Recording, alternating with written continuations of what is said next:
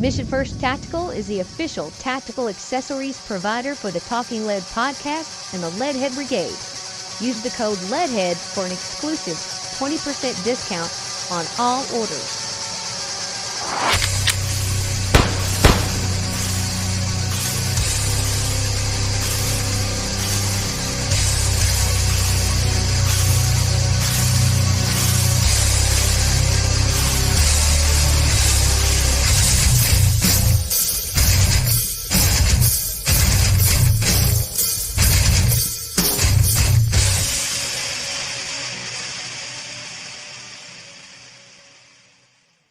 Leadheads, welcome back to the Talking Lead podcast. I'm your host, Lefty. This is where we have been leducating the uneducated for 13 years, since 2012, something like that. Whatever that adds up to. My math ain't so good. So if you didn't get a chance, make sure you go back to our previous episode. It was full of leducation. It was a good one where we had some former and just recently former military gentlemen on talking about the vaccine, the jab, and the new executive order about reinstating our military men and women that were forced out during that time when they were refusing to get that poison put in their body. And there were some good, compelling stories there. And that led to a follow-up show that we're going to be doing with Sergeant Major Lance Nutt, where he was talking about the burn pits and a lot of health issues that our military men and women have gotten from the burn pits. So we're putting that episode together. That's coming up.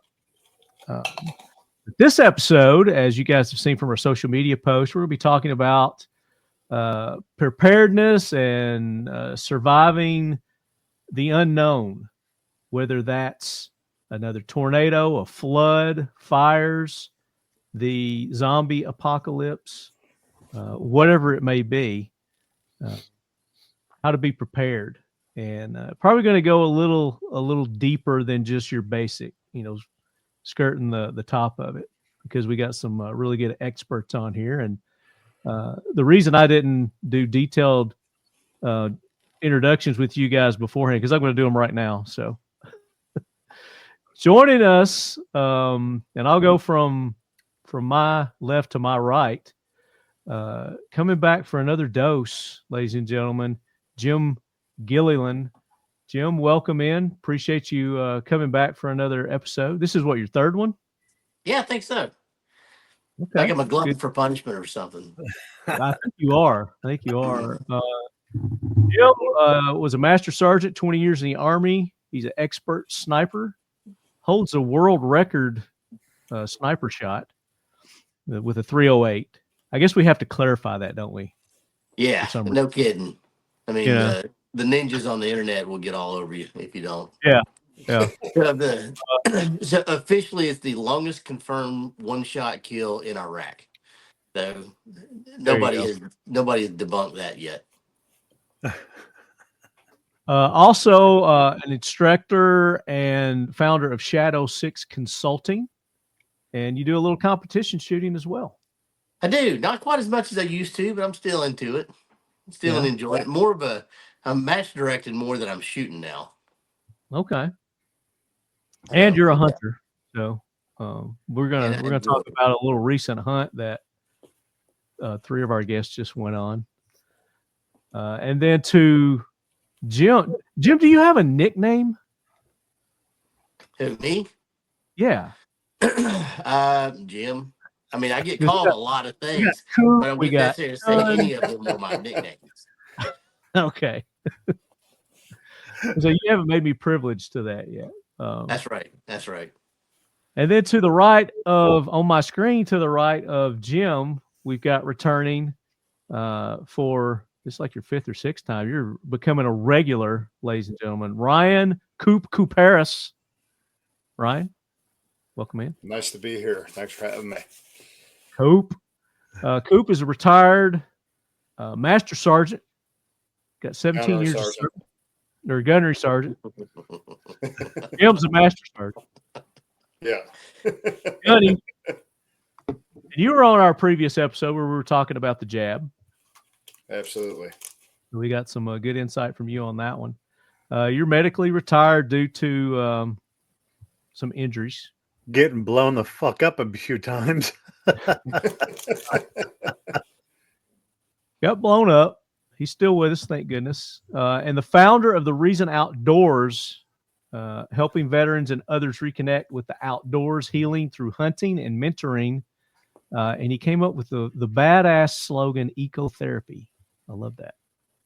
Oh, Koup, yeah. welcome in. Welcome back. Thank you.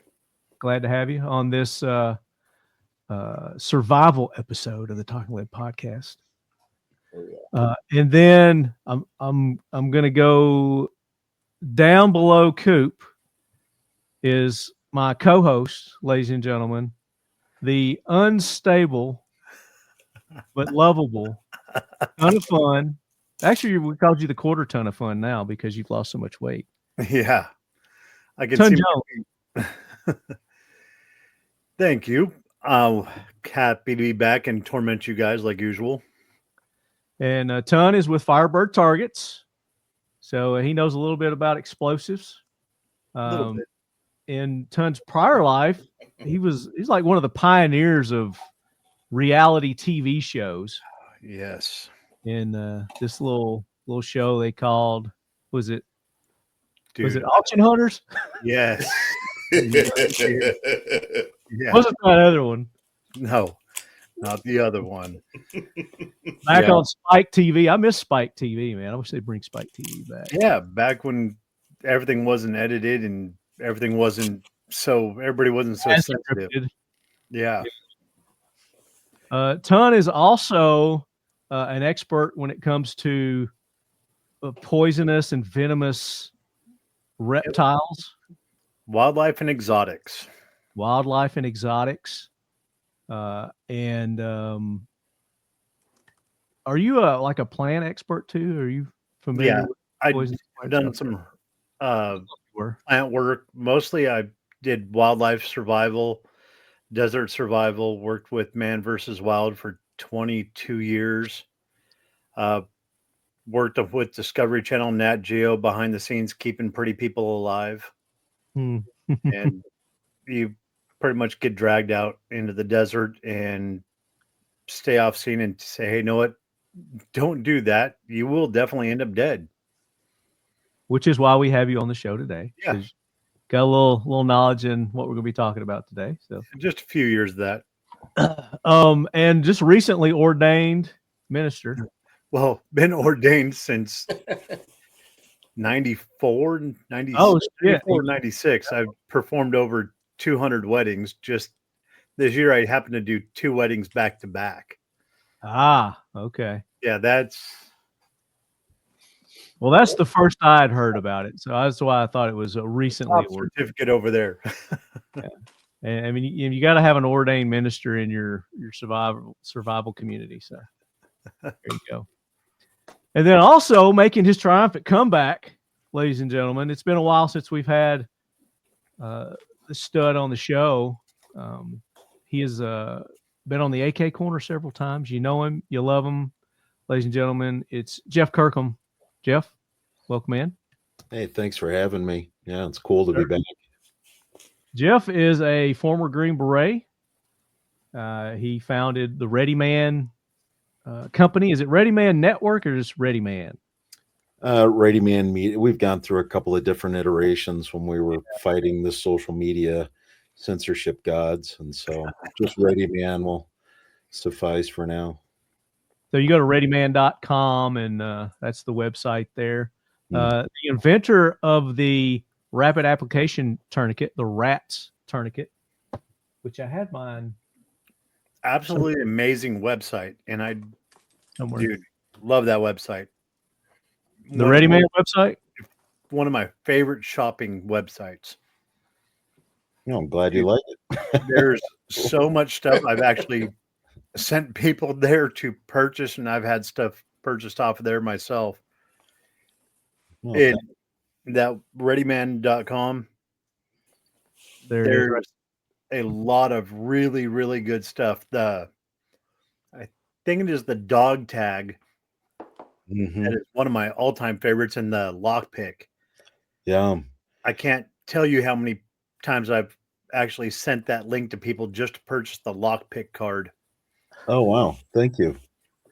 Have to get you a discount code set up there, Ton. Yeah, no kidding. Yeah. Affiliate. Send you some love. Yeah, we're kind of the first ones out with the cards. Actually, not kind of. We're the first ones out with the cards. I mean, you see a lot of them around now, and that's okay. There's some other great ones that are out there that guys are making, but yeah. And then we wrote the series of books there too. Then, lucky enough, kind of surreal, like every author's dream. They made Black Autumn. They adapted that into a movie. Took more of the dramatic side, less of the action side, but it's done really well. The books have done really well, and the main purpose of the books was just to get people interested in emergency preparedness and get them thinking and say, "Hey, wow, this could actually happen." And so it's been an interesting ride. Yeah, Black Autumn came out 2018 or something, and so now we've you guys have got what, 6, 7, 9. 9. Holy cow! You got 9 books in that series. Yeah. I remember us talking about them. I think back when they first, started to come out back in 2018, we were talking about them, and they've progressed to the Homestead, that movie that they made, and a TV series too. Yeah, that's part of the TV series. Yeah, we've got, out of all the books, if you count all of the different, hardback, softback, Audible, Kindle, we're over 1 million of all the whole book series of books that have gone out. So it's, oh wow. I mean, it's pretty. When we first wrote the thing, we were pretty sure like about 100 of our friends and family would buy the book, and and now here we are, right? I mean, that's where it starts, right? You start there, and then it just explodes from there because word of mouth, and and just more and more. But the whole premise of Black Autumn, when we wrote that thing, was just coming up with a way to get people to start thinking about emergency preparedness and saying, "Hey, this could apply to me," and looking at the probabilities of threat and what that looked like. And there's this massive thing that hits Florida and the East Coast every single year called Hurricane whatever, and it's like, hey, let's it doesn't have to be the post-apocalypse to prepare. I mean, it could be just well, not just, but I mean, a hurricane or a tornado or an earthquake or fires. Yeah, and I mean, that happens every year in California. And so it's like, man, preparedness is not just some buzz term that weirdos do. It's like everybody should do it. Yeah, and it's not something that just comes natural. It's something you got to work at, and that's what we're gonna hopefully help you listeners with today, is to give you some a little more in depth than just, like I said, your basic type preparedness tips, tricks, skills. So we're gonna get into that, and we're gonna talk more about the books and the movie too a little bit later on, because I haven't seen the movie yet, but I watched the TV series. I saw the first 2 episodes of that. Very cool. And I want you to talk a little bit more about the Angel Network and how that works, so more people will subscribe and give to that, so we can see more episodes, because it's a unique concept, and I like the way you guys have it set up. So we'll talk about that too. But before we get into that, as you lead heads know, it's been a minute since we've done the jackwagon train, and I've got a couple of things I need to get off my chest, and I know Ton is just ready to explode with his jackwagon. So we're gonna let Gunny bring that train in. Seal One is a proud sponsor of the Talking Lead podcast and the Leadhead Brigade. Use the code LEADHEAD for a 25% off discount. And the rest of y'all are welcome to participate too. Hoorah, Semper Fi, do or die, hold 'em high at 8th and I. It is time for the Talking Lead Jackwagon of the Week, so brace yourself, baby. All right, so Gunny's bringing that train in. It's on fire. because we're going to roast some people today. And I'm going to kick it off. and I want to preface this with the only reason that I watched this this show was because Tia's son's girlfriend was dancing in it. So the Academy Awards, the Oscars. I had no plans to watch this whatsoever. And it was a train wreck beyond, anything, dumpster fire beyond anything I had ever could imagined. But the only reason I watched it was because Brantley's girlfriend was dancing in it. So we were watching it to support her. She had like 3 different segments that she was dancing in. So I persevered through it just for that. But I didn't realize, and I guess I probably should have, because I was looking at all these movies that were nominated. I've never heard of this movie. There was maybe 1 or 2 that I'd heard of. And all these other ones, I was like, where do these fall on the scale of, the top movies for 2024? And I did a little search, and I think 2 of them were on the top 200 list. And the highest one was like the Wicked one, which was like 5 because all the kids wouldn't watch Wicked. But then the next one was like 149. It ranked 149 at the box office. Is that one that the Zoe Salamander was in? What's her name? Saldana.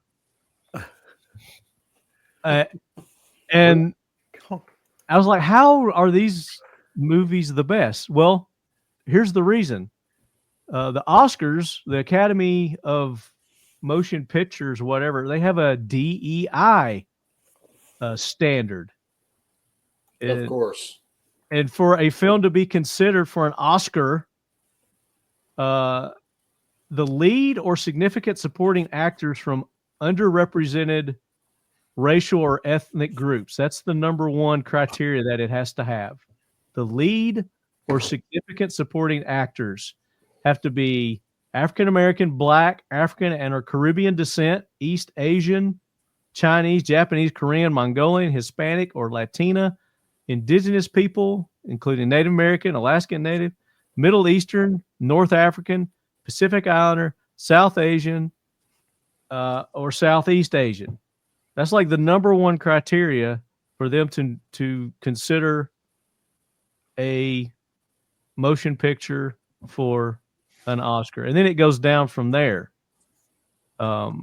with their DEI bullshit. So what the fuck? So there you go. That's the reason. If anybody watched the Oscars and you're just sitting there scratching your head, is how in the hell did those movies beat out Reagan, for instance? Great movie, but it wasn't up for any Oscar nominations. See, but what's happening here, Marty, is it's creating a gap in the market that's being filled by people like Angel Studios. And that's true. And so because they've lost their collective, mind, and that's what they want to focus on, it's like, well, okay, focus on that. But then that gives rise to other places like Angel Studios that you can let your kids watch it, and they're not going to be exposed to some garbage that Hollywood wanted to put out because they're pushing some they're not an activist pushing some undermining anti-American agenda. So that's where it's like, oh, that's great, because Angel and some of these other studios, they're more than happy to pick up the slack there and provide. What they got to do is they got to come out with their own awards show to offset the Oscars, where it is completely not about what it used to be in the past. I mean, I didn't even see a category for best comedy. Yeah, I think they did away with that whole category. What the fuck? I'm just reading that page you have up.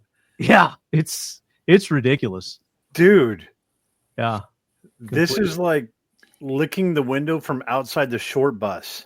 This is how dumb this shit is.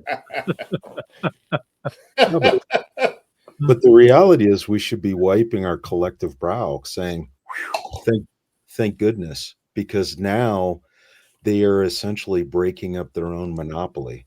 they are doing the work or doing the work for us. I mean, it's actually, I look at it and it's like, that's a great thing, because now we have other entities that we can go to fill when our. you've got something as iconic as the Oscars, and what it used to be when we were growing up versus to what it's evolved into today.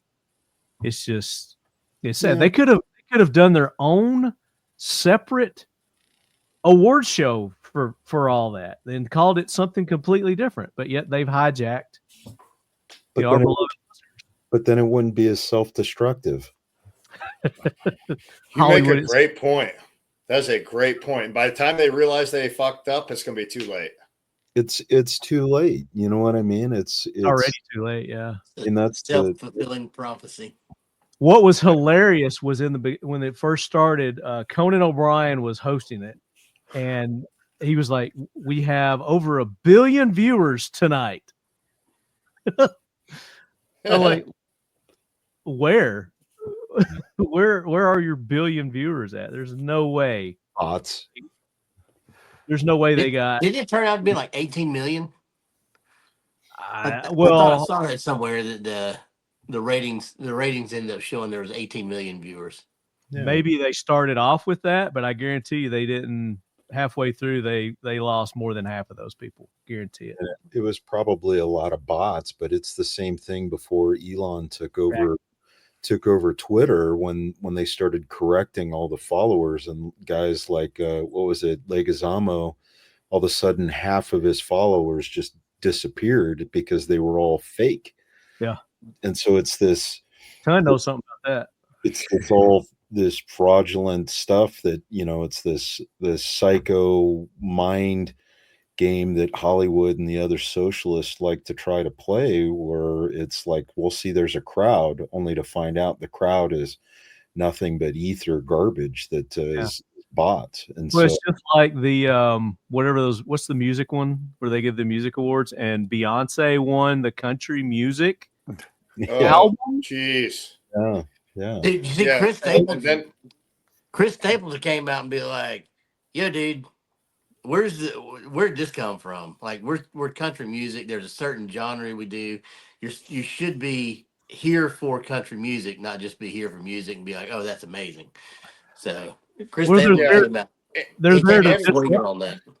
were there to disrupt the country music awards, and what they did is just like Jeff said, is they went out and their studio and their people went out and bought themselves. It's like they used to do in the old days, and you heard about it, where they would take all these records, the record company would buy an artist's album, and then they would just go dump them in the ocean to get their numbers up, to get their sales up. And that's exactly what they did with Beyonce.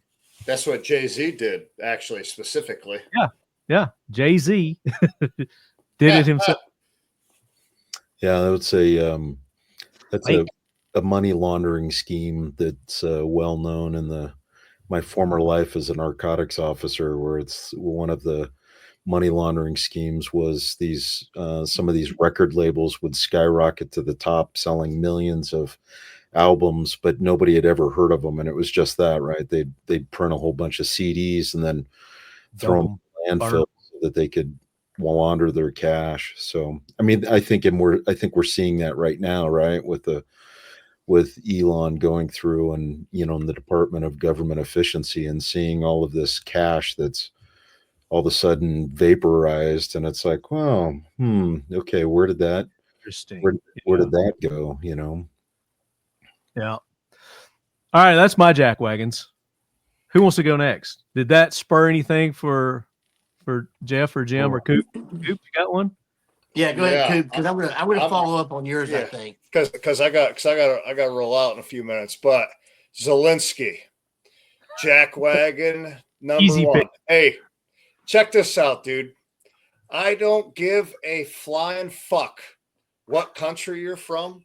If you think you're coming into the Oval Office, right, to run your mouth, right, to the president and the vice president, right, any president and vice president, to be honest with you. That's a nonpartisan statement. But you come over here, you run your mouth on national TV, you're out of your fucking mind, right? And J.D. Vance handled him like a freaking Marine NCO should, dude. Slung him the knife hand and was like, look, tuck in your face, old son. Right? Like, dude, fuck you, Zelensky. I don't give a fuck about your country. I don't give a shit. Right? Right? This goes all back prior to 2014. Right? Where our sons and daughters are not going to go die in your country. Right? We're not going to, because we've already funded you. Right? What else do you want? Right? You're a shill. You're a puppet set in there by Obama and Biden. Right? The world knows it. The only thing you were good at was whatever stupid Ukrainian reality TV show, you freaking schmuck. Right? Hey, how about you take what you're given, sign the deal, say thank you, and get the fuck out of here. How about that, you fucker? So, and wear a suit. Yeah, and suit up. Dress for the interview, right? How about Trudeau running his mouth and calling him Donald instead of president? Of course, Donald. President Trump calls him Governor Trudeau too. Dude, keep fucking around Trudeau, and you're going to be the 51st state just out of spite. You know what I mean? Just out of spite. I love he appealed to the Greenland, the country of Greenland during his address last night. Like, hey, if you guys want it, I'll make it happen.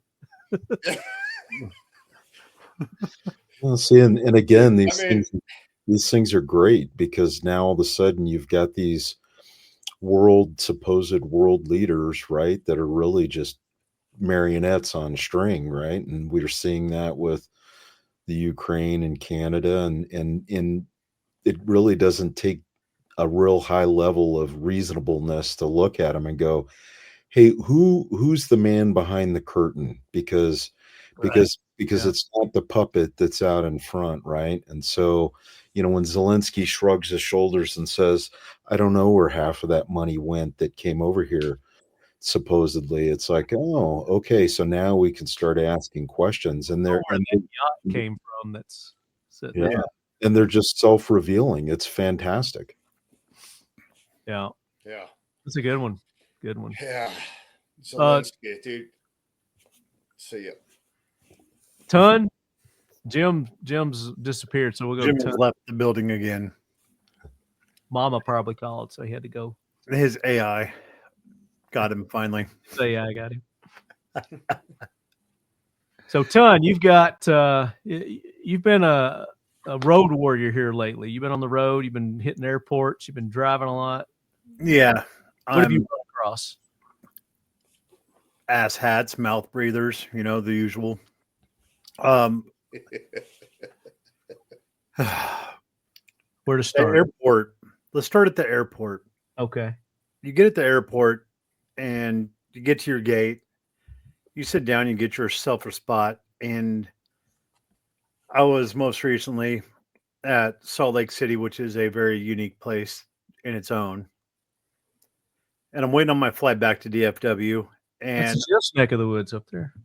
And I noticed that there's 6 or 7 kids all by themselves with a bunch of luggage. And the airport security walks up and asked where their parents were. They had all their ski gear and everything with them. And the oldest one says, I don't know. I'm sitting there watching, and I'd been there for almost 30, 45 minutes waiting on my flight. And the kid straight up just said, I don't know. So by that time, another couple officers come over and sitting with the kids.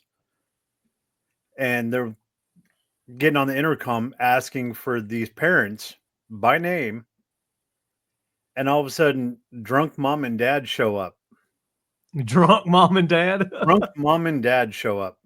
Oh, that's awesome. And they said, well, we didn't want to lose our seats, so we left the kids there. For over an hour, drunk mom and dad left their kids at the airport in the terminal while they went to the bar because they didn't want to lose their seats close to the gate when it was time to board. Well, apparently you don't like to party. So there's that. And they were just traveling to Utah. They weren't from Utah. Yeah, they were traveling to Utah. Or out of. Yeah, which was they were visiting. So I was just that was kind of amusing. And they did end up taking them into custody because they were too inebriated to watch their kids. Oh wow. Yeah. I mean, mom was a special kind of stupid. She was so in defense of mom and dad, were they at least like in visual sight from the bar? Oh no. Because when they called them over the intercom, and by this time everybody's at the gate kind of enjoying the spectacle. And we're watching because Salt Lake City Airport, they have these really cool speed walks. And we're watching, everybody's kind of watching up and down to where they came from. And they'd end up coming up the escalator because you could see it from the long trench that takes you from terminal to terminal. And they come up and the kid goes, "There's my mom and dad." And everybody's like, oh, the crowd does the ooh type deal. That's what happened. And we're like, oh yeah, they're fucked. Mom came up in defense, immediately on the defensive, started talking shit to the officers. Oh, he's 6 years old. They're old enough to take care of themselves. Yeah. I'm with the parents. And it was, yeah, they were too drunk to fly, too drunk to take care of their kids, too drunk, and they ended up taking him into custody. It was a pretty good. It took up a lot of time while waiting for a fight. It made the waiting worth it, right? Oh, it definitely did. And then that's those parents are jackwagons for just, dude, hold your shit together while you're in the airport. I dig it. Yeah. And then flying there to Utah, I'm standing at DFW airport, getting ready to get on the airplane. They call your board. They tell you like, okay, you're board with the group that shows on your pass, your ticket. I get in line. I'm standing there, and this lady comes walking up, and she asks, "Well, what are they boarding right now?" I said, "Oh, they're boarding group 2." Pushes right in front of me, like physically pushes me aside. He's like, "Get out of the way, fat boy," and steps right in front. I said, "It's all right. I wasn't fucking standing here." Just said it just like that, and everybody starts laughing. She drags all of her luggage because she's such a cheap ass, low rent bitch. She couldn't check her fucking luggage. Drags her shit with her right in front, checks in right in front of me, hits me with her luggage, and gets on the plane. I'm like, all right, cool. And the guys behind me were just laughing. I was like, all right, we get in there. She's sitting right in front of me, right in the row in front of me. So I pause as she's stuffing all of her crap into the aisle, and she goes to lift her luggage up, and she can't. She's like trying to struggle, and she looks at me, and I said, "No, if you weren't such a bitch, I'd fucking help you. Now get the fuck out of my way." And everybody on the plane is just dying laughing, and she's sitting there struggling. She gets it halfway up, it comes down and busts her in the forehead. Just boom, hits her back. And you're going to hell for that. Oh, hell yeah. I was dying laughing. You're going to hell for not helping. She finally gets it up there, puts it in, sits down, and she's like, "I can't believe you're such an asshole." I said, "If you were polite and asked if you can get in front of me and didn't run me over with your luggage, I would have helped you. But since you're such an asshole, suffer." Dude, this being Ash Wednesday too. Dude, I am over humans. Humans suck. We lost Koup. I don't know if he had to run to his bailout to his daughter's. She's doing a champ. Was it basketball? Basketball. I don't know. One of those. They're all athletic and healthy. Yeah. So he may pop back on, but yeah, just people in general at airports are on my jackwagon list. Just be nice to people. When you're at the airport, it's not the most fun in the world. Just be polite and people will help out. Don't be a dick. Jim, you got one? Yeah, I'm going to take low-hanging fruit on this one since it's so fresh in everybody's memory right now. But so jack wagons in general are always going to be politicians in general, in mass, because they're all jackasses, right? Yes. So my thing was, look, regardless of whether you like whoever's in office, right? There have been plenty of times when there was a Democrat in office or whatever, and everybody sat down and they stood up and clapped, whether they showed discontent on their face or whatever else. But the kind of crap that happened last night, in my opinion, is the exact reason why the Democratic Party is losing out right now. And not that I want them to win, by any means. Although, to be fair, I think the Republicans and Democrats both want the same thing. They're just telling you two different ways how to get there. But it's one thing for them to sit there and be quiet or whatever. But the two things that stood out, obviously, was Al Green when he, pulled his bullshit and got kicked out, as he should. Waving his cane. Yeah. Yeah, waving his cane, just being, look, he's like, look at me. I'm irrelevant, but look at me, right? I've spent a lifetime gathering, public information and making millions and millions and millions of dollars off of your ass. But look at me because I'm making a statement. And that's kind of crap. But I read something today to where Elizabeth Warren was sitting there and she stood up and clapped for one of the things. I don't even care anymore. It doesn't matter. Just let me know when I can start shooting everybody, and I'll start watching the news or whatever. But between now and then, it doesn't matter to me. But the statement that she made was, it was worth it for me to sit there in silence if I could just get under Trump's skin that one time. And I'm like, so your whole world, like your life revolves around aha, got you moments because you're so inept at doing anything for anybody else that this is what you require. So you're telling me that instead of doing your job, instead of helping people out, instead of just being a public gotcha person as a politician, the only thing that you could take away from last night was, I got under Trump's skin. Ha ha ha. Forget the rest of it. So, and then the other thing that kind of got me is, and I read the highlights today. I did not watch it last night, but the rebuttal where they sent that poor girl out there, the junior Michigan? congressman, From Michigan. She was horrible. Yeah. And so I didn't watch it, but I read the highlights. I read the other side, the backside of it today or whatever.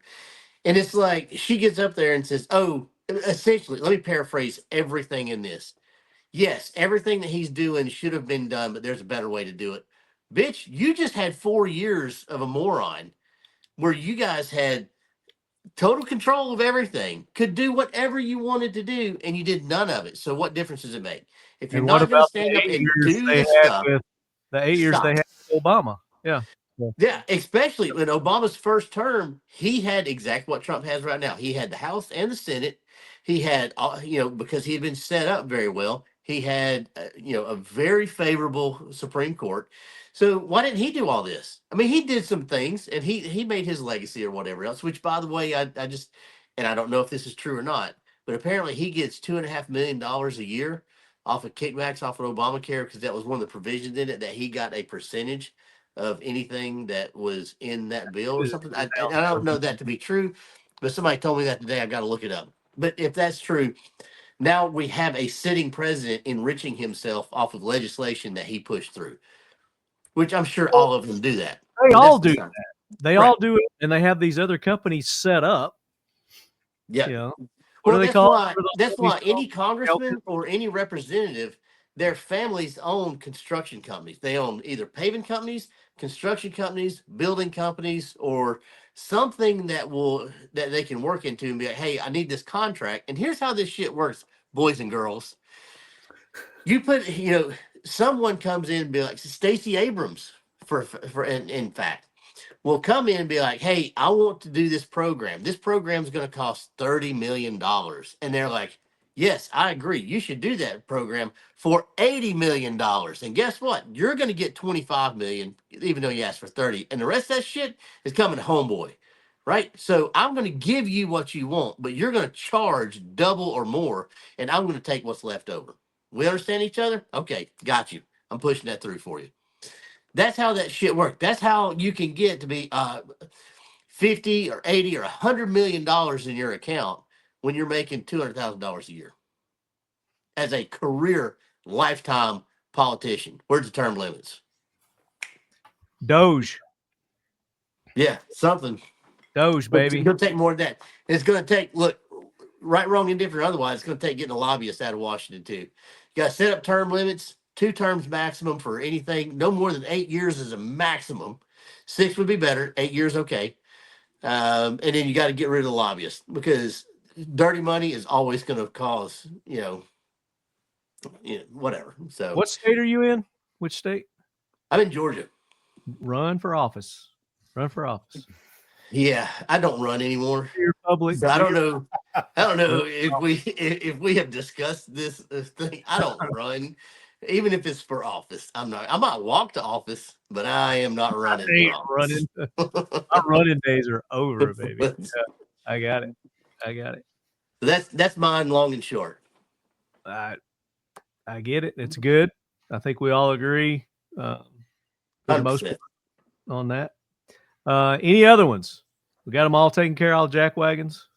Concealed carry has just spread like crazy. Sales of handguns to women, they are probably the largest growing sector of individuals to purchase firearms. At Mission First Tactical, we're going to develop everyday carry products that allow people to comfortably, safely, discreetly carry their firearms to be responsible for their own safety. There's a vastly underserved market that's been growing, and that involves females. As you know, body shapes are different. Recently, we've developed the most comfortable, one of the safest belly bands on the market. A female body shape should not have to conform to product design for a male body shape. Mission First Tactical is the official tactical accessories provider for the Talking Lead podcast and the Leadhead Brigade. Use the code LEADHEAD for an exclusive 20% discount on all orders. I think that's a good segue, because everything that we're seeing in the media right now and all the divisiveness between not only within the United States but also outside the United States, with all these other countries calling us names and raising tariffs, and we're getting into these tariff wars. Isn't that how World War II started to begin with? Was tariffs and all this other shit. So with all this uncertainty that's going on right now, economically, socially, what are you doing as an individual to protect yourself and your family and your loved ones? And that's kind of why I wanted to do this show, is we've done these in the past. We've done prepping, type episodes before in the past. But I think everybody needs to be reminded, because once a disaster hits, we soon forget. Once everything starts getting back on track, we forget. We forget all the struggles that we had and things we should have done and could have done to last it out until things did get better. So this episode, I've got our panel that I've gathered here to talk about real world preparedness and how to stay ready for the unexpected, whatever that may be. Again, Jeff pointed out, every year in Florida, they have these hurricanes that come through. Every year in California, they have these wildfires, and they typically get out of hand because they don't have the infrastructure to deal with that. Here in Tennessee, we have tornadoes. Tornadoes hit us, every year, and it's just, you never know where they're going to hit. But are you ready? Are you prepared when you can't live in your house for 6 months, a year, however long it may be? So I want to kick it off, and I want this to be a round table discussion. And just, what does being prepared mean to each of you? What does that mean? Okay, so I think that's a huge question, right? Because everybody has a left and right limit of how they think and what they think. And so kind of my whole thing with it is, what's being prepared is you can only plan for so much. You can only think of so many scenarios. You can only look for so many things, to be prepared for.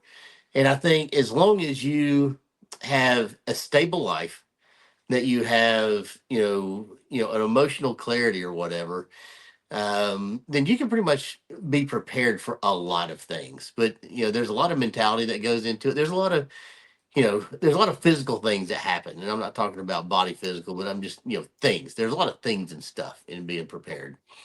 But if you're not willing mentally to outlast no matter what, it's like, I'm going to live, it is. And, talking about being a hunter earlier or whatever else, I've shot a lot of things in my life. And some I hope I never get to shoot again. If I do, so be it or whatever. But I hope that never another part of my life where I have to go and shoot some of the things that I've shot.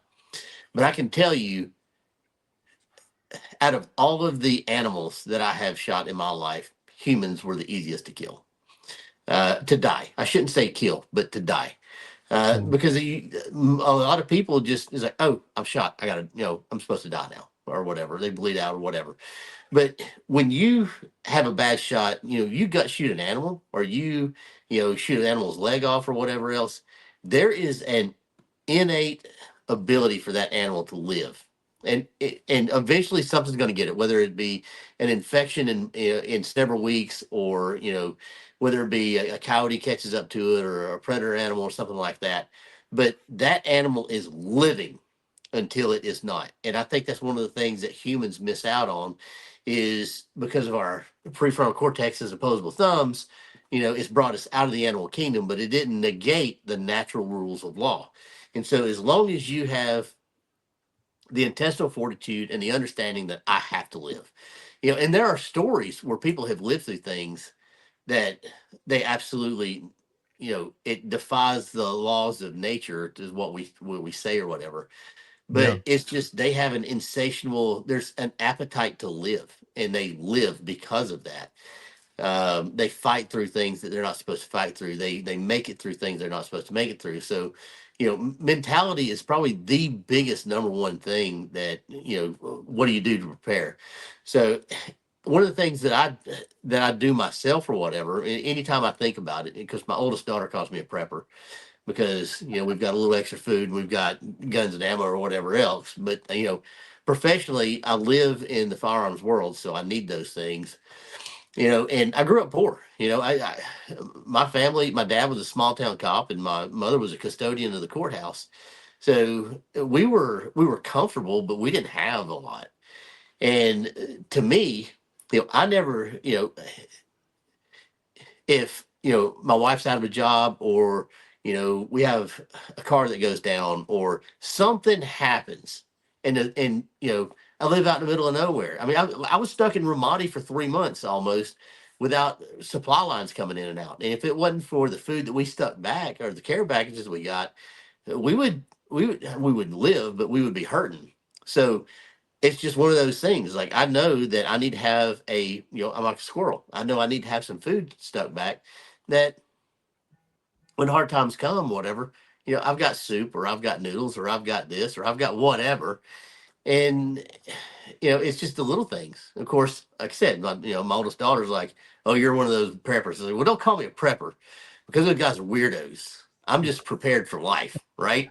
I have an But they're idea. not. They've just been made out to be that way through reality bullshit TV. But sure. That's right. You're talking about mental resilience. Well, it's just like anything else. We have to sensationalize all of these things in order to sell it to a public that wants sensationalized things. Yeah. And I like the way you were headed with that, because that's something that we're going to get into is the mental, resilience. You got to be mentally prepared for this. I heard a saying one time that the worst thing that's ever happened to you is the worst thing that's ever happened to you.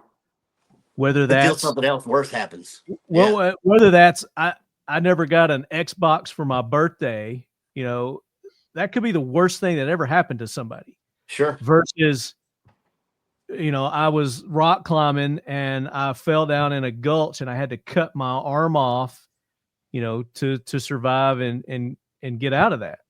Sure. So the worst thing that's ever happened to you, it's subjective, but and I think that's where a lot of people miss out is, especially in today's society and the way children are coddled and raised to a certain extent, that mentally, if when we go through these rough times in our country, where we eggs right now, people can't afford eggs, or back when you couldn't get toilet paper, things like that. It's like that's nothing. Well, and that's all. This is a workaround for all of it. Head and lead, and the way that I want to go with this again is the mental, because you brought it up. So sure. How do you get your kids ready and your family ready for what we would call not necessarily apocalyptic, but a situation? Yeah, it's any situation. That's a great depression. So example. Let me back up one. And you had an icebreaker question down on some of the stuff, and it says, what's one thing in everyday life you do to stay prepared that the average person wouldn't think of? And I don't say the average person wouldn't think of, but one of the things that I do is, so in the military, the biggest thing you need to understand in any situation is what's your operational environment, right? So readily, I don't look at the things that I can do, because mentally I can do a lot of things. The things that I try to prepare, like put in my brain, is what are the things that I'm not capable of doing anymore. I mean, look, I spent 20 years in the Army. I treated this body like a rental car, right? I rode it very hard. I'm 47. I got 4 fused discs in my neck. I've got some other things going on or whatever else. But so for me, it's not what am I capable of? What Rambo shit can I do? Because I can do a lot of cool Rambo shit. But what are the things I realistically can't do anymore? I'm not 25 anymore. I don't run. I don't ruck. I don't do a lot of the things physically that, for cardio things where I could go for miles and miles and days. So what are my limitations? And you got to know, it's just like any piece of equipment you have, when we talk about things and stuff, I always want to know what my kit can't do. I know what it can do. I know what I can probably make it do, but I want to know what it cannot do, because I want to know, when it comes to the moment of truth, am I going to use something in a way that it's not meant to be used and it's not going to work? I want to know that now. I don't want to figure it out later.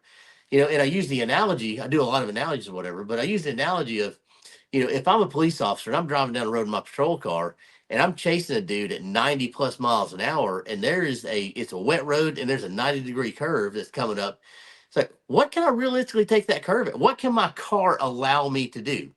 My skills may outdo my car, but if my car can't take that curve at 90 miles an hour, what speed can I realistically do that? Because if I take it too fast, I'm going to have a wreck. And if I have a wreck, I could hurt myself or die or hurt somebody else. I could roll into a house with kids in it. So what can my equipment not do? What can I, as a person, no longer accomplish the way I used to could do? And what's my realistic expectations of myself? I think that's one of the biggest things that we need to ask ourselves. And some of that, when you come to the conclusion of that, some of that's going to be, yeah, I can work through that. I can start running again. I can start rucking again. I can start doing, I started going back to the gym, and that's getting into the physical type, but mentally. But it's a mentality. It's the mentality how part. Do you prepare for it though? How do you have got to recognize know your what limitations. You can't do. You got to know your limits. That's right. Know your limits. What you can't do, what you need to prepare to be able to do. You got to be honest with yourself. What about you, Jeff? What's your idea and definition of preparedness? I think that with preparedness, we've got to look at it three-dimensionally, and that's kind of the process that we follow in the books. So there's the 3 main books, right? Black Autumn, White Wasteland, and Blood Spring. White Wasteland is pretty dark because everybody starts breaking down psychologically. So if we look at preparedness, it's not just the physical unpreparedness, it's the psychological and emotional as well. So it's physical, psychological, emotional. So really, what's your ability to bounce back? So preparedness, right, is resilience. And resilience is my ability to bounce back. And I'm only able to bounce back as much as my community that is around me is able to support me so that I can bounce back from whatever calamity that happens, right? It could be a little microscopic bug that knocks me down, or it could be the loss of a family member that knocks me down. So it's that resiliency that's there. So like primarily, I mean, at the risk of sounding like a hippie, right? What do I do primarily to prepare? I mean, I'm 55, right? My days of carrying a gun are probably, hopefully, in my past, hopefully. But what do I do to prepare? I mean, and again, at the risk of sounding like a hippie, I love my kids, and I love my kids as much as I can. I spend time with them so that I can do that mentorship and that teaching and that passing of knowledge, because God forbid a hurricane or a tornado or the apocalypse happens, the psychological and emotional effect of not knowing whether your family is prepared because you didn't spend time teaching, loving, and showing them the way will grind you down to dust. And so primarily resilience, ability to bounce back physically, psychologically, and emotionally. And then how do I do that? I love my kids. And so for me, I continue to learn as much as I can so that I can pass that down to them or be prepared. And so that's why I'm going to medical training right now. That's why I got my master's in nursing, and why I'm continuing to work for my nurse practitioner, because I can be 90 years old and contribute. I can't carry a gun or a rock or anything like that anymore at 90, but I can contribute, and I can pass that down to my family and my friends and my community.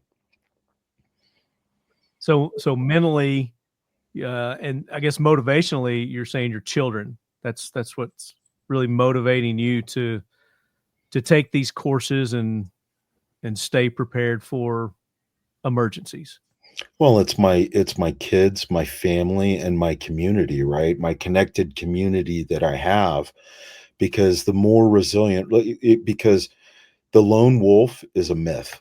That the lone wolf will die, and we've seen this. All we have to do when we wrote Black Autumn, that's why the community at the homestead is about 150. So it's Dunbar's number, and that was buttressed by my research into history. And any of you guys that were in Afghanistan, or even in East Jabib in Iraq or Somalia or wherever, would see these enclaves of these villages that still to this day is about 150 people. That's men, women, and children, because you can't do it all. So somebody's got to keep watch. Somebody's got to get out there and work, and somebody gets sick, and somebody's got to take care of them, and somebody's got to get the food and haul the water and all this other stuff that takes place. And so somebody's got to help heal. So if you don't have a community that's around you, that they themselves are resilient, that they don't have a philosophy that they can live by, whatever that philosophy is, then history is rife with those societies that fall apart, because they don't have resilience, because they've ignored that tenet of having the physical, psychological, and emotional to buttress that, and having some type of philosophy that holds the culture together, because culture is actions and attitudes. And if your attitude goes awry or your actions go awry, this is the 10 Commandments, right? Moses coming down from the mountain and saying, okay, you guys, we got to have a philosophy to live by. Because when he came down from the mountain, they were already turning back into what we call wild Mustangs. They were already worshiping golden calves and going crazy. And I was like, okay, we got to have a philosophy, or else this is going to fall apart, and we're done before we even begin. And then thousands of years later, we still follow that philosophy, whether that's Buddha or Jesus or Confucius or whatever, an oak tree, it doesn't matter. What matters is that you have that philosophy that buttresses that community that's around you, or you're done before you even get going, and you will turn back into a wild Mustang. And how do you get people to, again, the mindset that, bad things happen, disasters happen. Mm-hmm. How do you get somebody in the mindset to start taking care of themselves, their community, for the unknown? Because we see it time and time again that when something happens, people are just rushing out to buy the water and the toilet paper and the generators, and it happens every single time.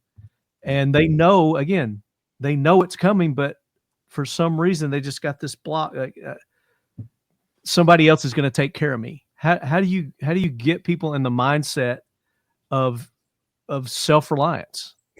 Well, that's a great question, right? So it's like the myth that Hollywood purports about what makes a good commando. And so they like to say a good commando is some kid that was raised on the streets and is streetwise, and then all of a sudden he gets recruited in and he turns into this super commando.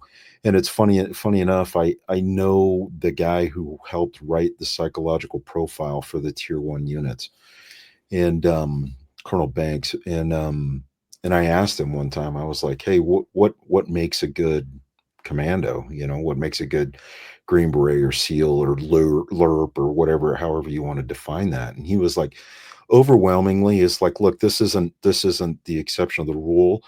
He's like, overwhelmingly, those people that have a support network, they come from a good family, they come from a support network. That's not to exclude the other ones. That's a different Banks. This was Morgan Banks, not Aaron Banks. So he's a Green Beret too, though. He was, yeah. And but it's those that came from a good support network, because everybody gets kicked in the teeth at some point in their life. Everybody runs into issues throughout life, and we can't do it alone. And so we have that group of people that can come together. Is that the psychiatrist? Yeah, that's him. Yeah. And the group of people that can come together and help support us, in our times of woe. And I mean, that sounds really hippie, but the reality is, when you get sick and you feel like crap or you're in the funk, it takes a community to kind of help pull you back out, whether that's a best friend, a wife, a husband, whatever that is, that somebody that you call. That's why overwhelmingly we see this rash of suicides that are happening in the first responder and the veteran community. And really, I mean, it's like with males too, we're vastly overrepresented when it comes to suicide. It's because they're lacking community, and that community needs that culture, which is that philosophy. So what do we do to prepare for that? It's like nothing, I hear some of my peers and some of the other people that complain about the younger generation and they're soft and stuff. And I say, well, what are you doing about it? Are you a mentor? Are you helping the younger generation? Because the reality is, as an old guy, I can say, you know what? My survival depends on how much information I can help put between their ears, because the most effective, lightest weight prep is knowledge. So the more that you can help mentor those people that are younger than you and guide the way. And you can't do that in some dick fashion where you're being an a-hole, right? That's why we were so effective in the war in Afghanistan and Iraq, right? There would be small groups of us running armies of indige soldiers that were there. And it was like, the more information we could put between their ears, the better my survival was. But for every one indigenous commando that I was helping to lead, mentor, and advise, was replacing 5 to 10 Americans. That's a great payoff. That's a great, return on investment right there. Well, it's no different with you and your life and where you're at. And it all starts with that community. What about you, Ton? Yeah, Jeff nailed it with, there's no such thing as lone wolf in survival. That lone wolf is just pretty much a dead guy walking. When it really comes down to it, when you're doing any kind of disaster preparedness, it is a team effort, group effort, family effort. Training is key. We tried to explain training. There's a certain extent where there's overtraining, where people go overkill. You will see situations where you'll walk into someone's house or establishment, apartment, and they have 5 years of beans and rice stacked up on the 15th floor of their apartment. Okay, congratulations. You've spent a lot of money on food. And if you can hold that as your survival platform or your base of operation, that's great. But there's a point where you have to be realistic in your training and your preparedness of what are your actual needs going to be? What are the scenarios we're preparing for?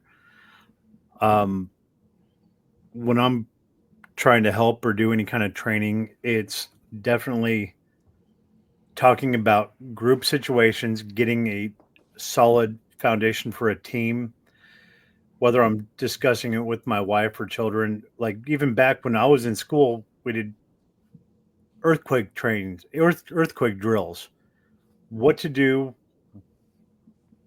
in case of an emergency. And we try to explain, if something happens,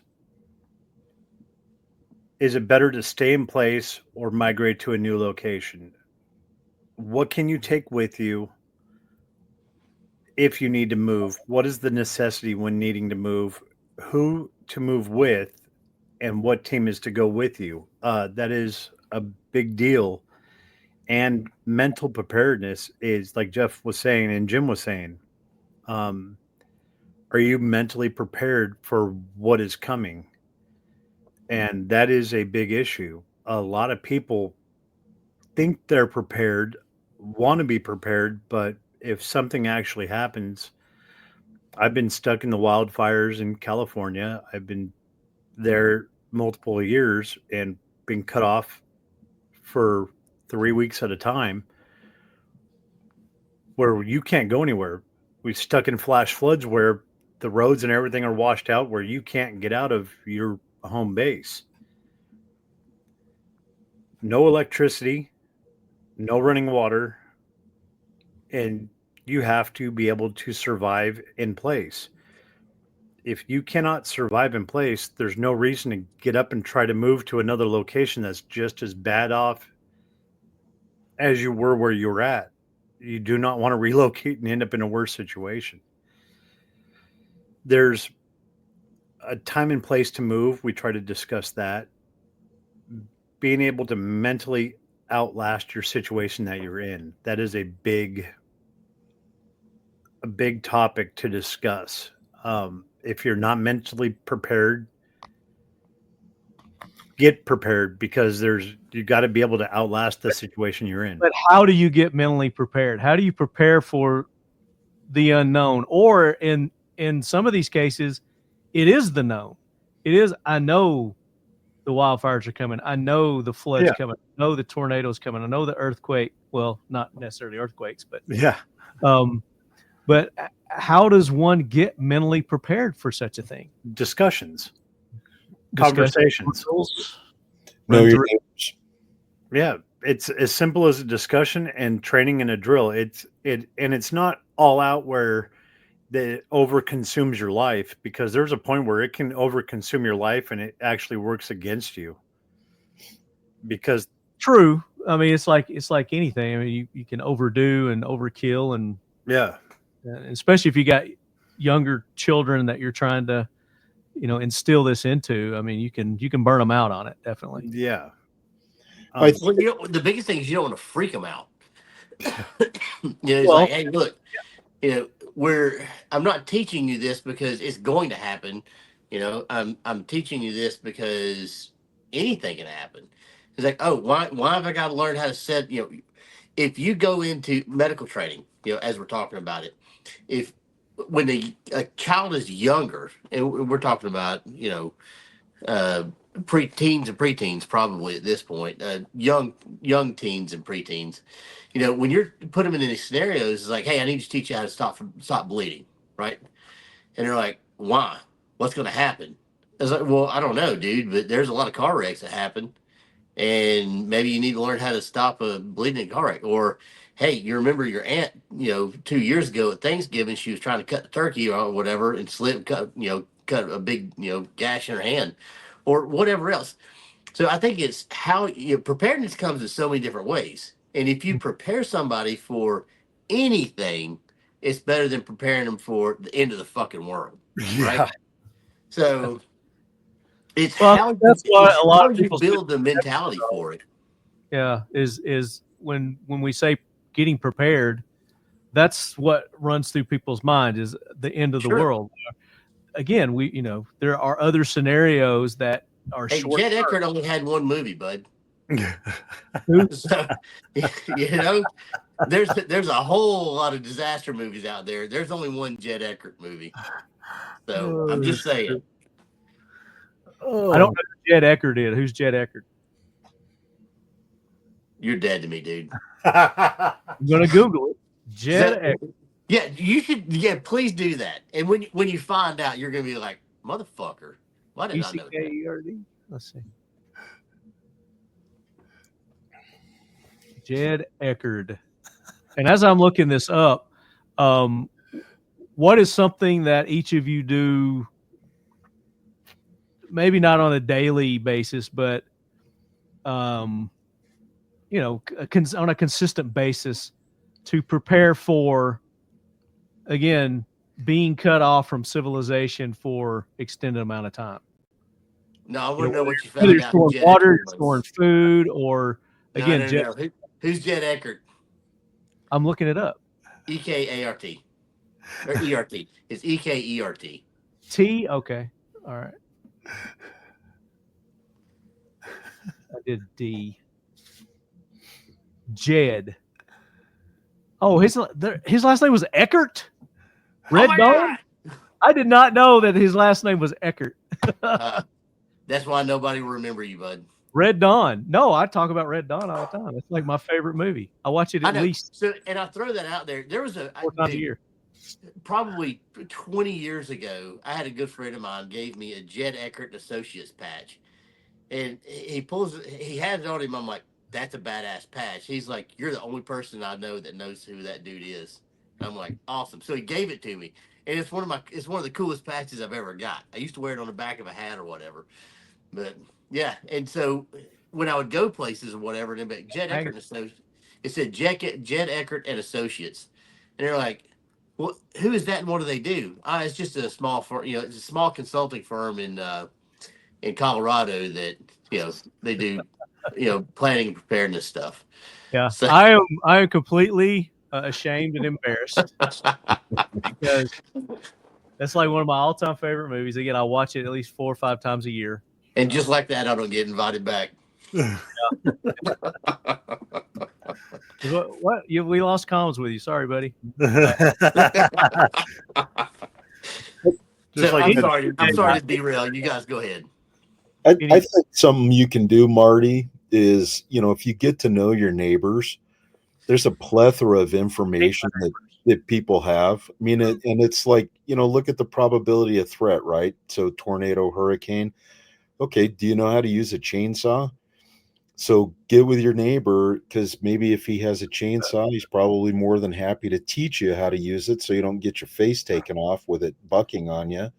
Or maybe vice versa. You have a chainsaw and you teach your neighbor how to use a chainsaw. So now all of a sudden that's a force multiplier when you're trying to open up roads so that supplies can come in or you can get out to get somebody out. And it's like, do you know how to use a winch? Do you know how to use a come along? Well, there's probably somebody in your neighborhood that knows how to do it or wants to learn how to do that. And like right there, that's now you can curate that information in between. And then all of a sudden you get to know your neighbors and something bad happens and I can call on the phone. It's like, hey, Marty, my wife is sick and I've got to take her to the hospital. Probability of threat, right? First probability is probably somebody's going to get sick. Second one, somebody's going to lose a job. Third, probably a car wreck or something. But all of a sudden it's like, hey, Marty, and this is where we get into the psychological and the emotional. Wife's sick. I got to take her to the hospital. Can you watch my kids for me while I'm gone so I don't have to worry about them? Because you're a known entity and I can trust you because you're part of my community. And boom, out the door. You want to talk about a great stress relief is just understanding who you're around and where you're at. That's where it doesn't have to start with like buying a whole bunch of guns and a whole bunch of ammo and paying $1,000 to go to some shooting course. It starts with like, get to know your neighbors, and instead of sitting on your duff and drinking beer while you're there, say, hey man, teach me how to use that chainsaw. Teach me how to fix a car or change a tire. Would you, I can't teach my son anything, but can you teach him how to do that so that later on, now I'm relieving that stress? Because the stress, we've seen it over and over again, right? In high stress situations, the people that can regulate their nervous system, they make it. The people who can't fall apart.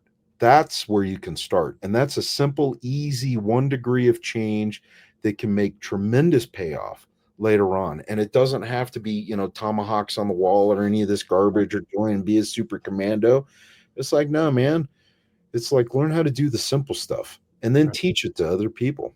So that kind of gets into our gear versus skills, kind of topic that I wanted to get into, which is more important. I mean, obviously it's going to be, if you've got the gear, Jim mentioned this earlier, if you don't know how to use it and what it can do and whether it works or not, you can have, all the skills in the world. But so when I was a kid growing up, I got a good story for this one too. When I was a kid growing up, real small town or whatever, and there was always the old man table at the local cafe or whatever. Yeah. And that's where, a bunch of guys stood around. They told lies and everything else. And I've always been drawn to the older generation anyway. But there's a fella that sat off in the corner a lot of times, and he always sat by himself. And he would talk back and forth, whatever, but he was always by himself and he was always in the corner. And so, long story short, one day we were talking about guns, and this conversation has come up in every situation, every group I've ever been in that likes shooting or the outdoors. Is if you could only have a couple of guns, what would they be? And sometimes it's one, sometimes it's three, whatever. It doesn't matter. So a couple of guys talked around the table or whatever else, and so it came. Somebody finally goes, well, John used to be in the Army. Why don't you ask John what his idea is? And Mr. John just kind of looked up and was like, well, if I had a knife and a good portion of string, it wouldn't matter what gun because I could get whatever I wanted. And we all laughed about it because he was kind of, he was the single guy over, he's just the odd guy out of the conversation or whatever. Turns out years later, after I was in the military, Mr. John passed away, and the family, asked me to come and look through some of his stuff.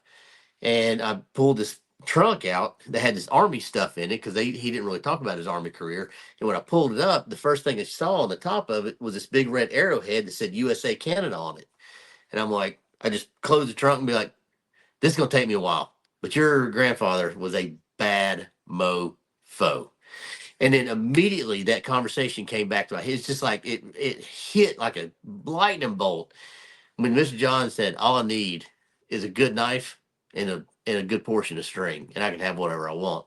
So, and it's always the Indian and rarely the Arab. You can have the best setup and it can take you places. But if you don't know how, if you don't have a base of knowledge, then it don't matter if you enter a NASCAR race with the best NASCAR. A NASCAR driver in a Pinto is going to smoke your ass because you're going to run into the wall or you're going to blow tires because you don't know what you're doing with the best equipment. Right. So, stay within your means, understand your operational environment, and learn your skills. And one of the things that, if I could explain this to anybody, what we call survival today was living 150 years ago. Well, just that was 150 years ago. Bring up, our forefathers, our settlers, the American settlers. Well, past that, in 1900, which it seems, not, of course, to us, who were born in the 1900s, Doesn't seem that long ago, but in 1900, there was something like 80+% of the population in America didn't have power or running water in their house. They woke up in the morning and started a fire to cook on. They had to draw water to drink and use. And just those skill sets, those everyday life skills that they just woke up and accepted because this is the way life is, that's considered survival shit now. Off the grid, survival, living, whatever, kumbaya, whatever you want to call it. But the older your version of knowledge is, the more apt you are to have a more prepared life because you can do things without modern amenities. Well said. Well said. All right, we can stop the interview now. So, but I mean, that goes to the point of skill versus the tools. You need to have skills before you need to have all the equipment, because if you don't know how to use the equipment, again, sure, you don't know which equipment you need. I mean, how many urban preppers have mason jars and lids? I mean, they probably have a bunch of freeze-dried food, but that shit's going to run out. And if you've got mason jars and lids, you can continue to prep your food for an undisclosed time. And when you can properly, that stuff lasts until the seal breaks. That could be 20 years. So it's pretty amusing. Like, going back, like, what do we do on a daily basis or even a monthly basis? It's even with my family and kids getting ready. When I'm teaching my family and my kids, even my neighbors, and conditioning, it's a form of conditioning for a worst case scenario. I've turned it into like fun time with even my family, reconstituting mashed potatoes, reconstituting meat. Sure. And it's a family time. We get together and they think it's really cool to watch me and join in to reconstitute dehydrated, freeze-dried foods, even the ground beef or a steak and mashed potatoes, mix it up, putting in seasonings and turning it into a meal. Or even during when we get snow out here, ice, showing them how much snow it takes to make a gallon of water. And my boys think it's hilarious because they're keeping adding snow to this pot to get a boiling 1 gallon pot of water. It's a great lesson. Great and lesson. It is, they think it's a game and it's fun and they enjoy going out and doing it, but they don't realize that I'm teaching them what to do just so we can have a pot of soup and some mashed potatoes and reconstituted ground beef for stew.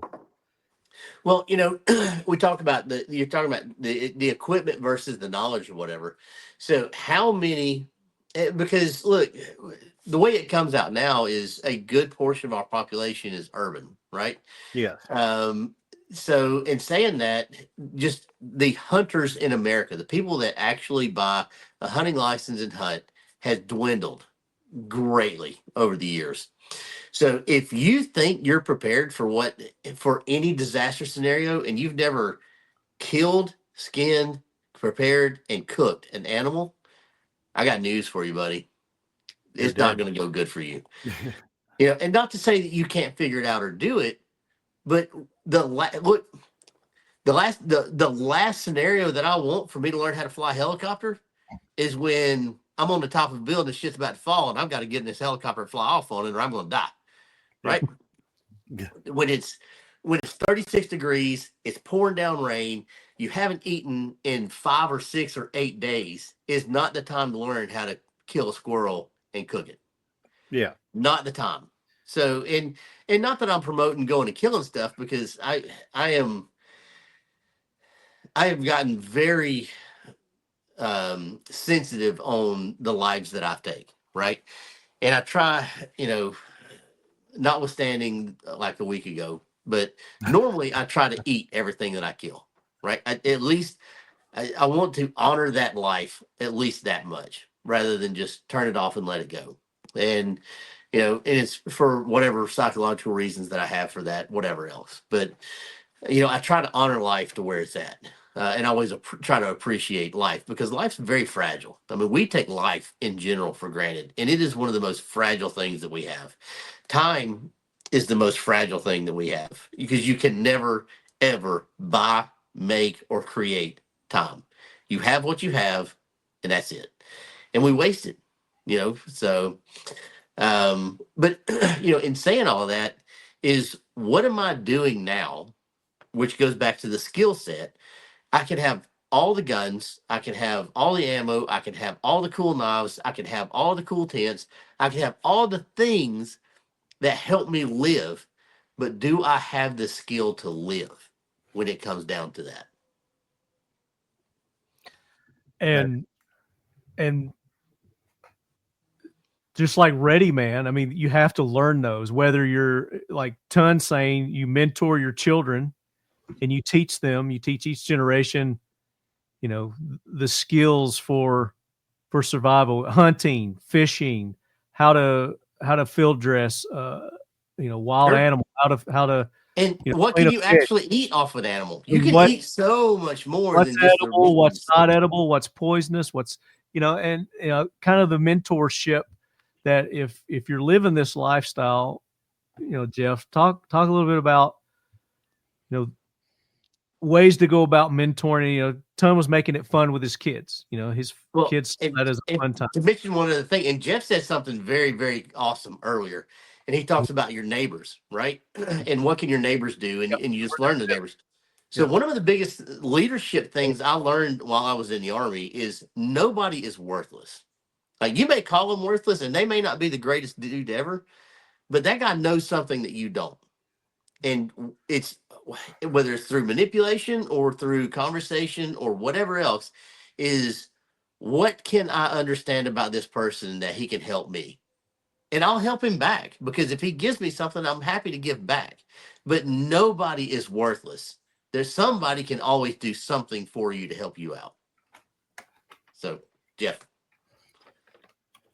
There's some fantastic programs that exist. The cool thing, I choose Scouts because I'm an Eagle Scout, and I thought it was a fantastic primer for going into the Army and stuff. And so used to be.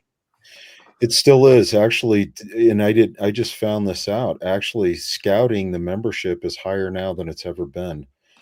So there's been a resurgence in Scouting. There's a lot of people that say, the DEI stuff. I don't see it. We have a huge troop. I guess it depends on what area you're in, but I heard that there's another organization that's kind of didn't branch off, but it's started to fill the gap where the Boy Scouts of America left off. There's a lot of great organizations that are there, and that's where it's drawing from the Army days, right? Whereas, like, if you can learn something, but if you really want to learn it, teach it. And so now all of a sudden, if you want to hone your skills, whatever that is, and you want to mentor, because that's a skill in and of itself, right? Then all of a sudden it's get involved with a program. It doesn't have to be the Scouts. It can be your local church. It can be one of these other programs that are out there, boys or girls, or boys and girls. It's not Boy Scouts of America. It's Scouting America. It's Scouting America. There's, I mean, they can include girls in that too, I guess. And I think the girls, this is going to be like sound heretic, like a heretic, but I'm an Eagle Scout. But I think the girls have brought an element to Scouting that I think has really bolstered it. If I argue with people, it's like, if we had girls in Scoutings 30 years ago, we wouldn't be dealing with half the DEI BS that we're dealing with right now. Thanks. It's like, I mean, look at CrossFit. Like in the 80s,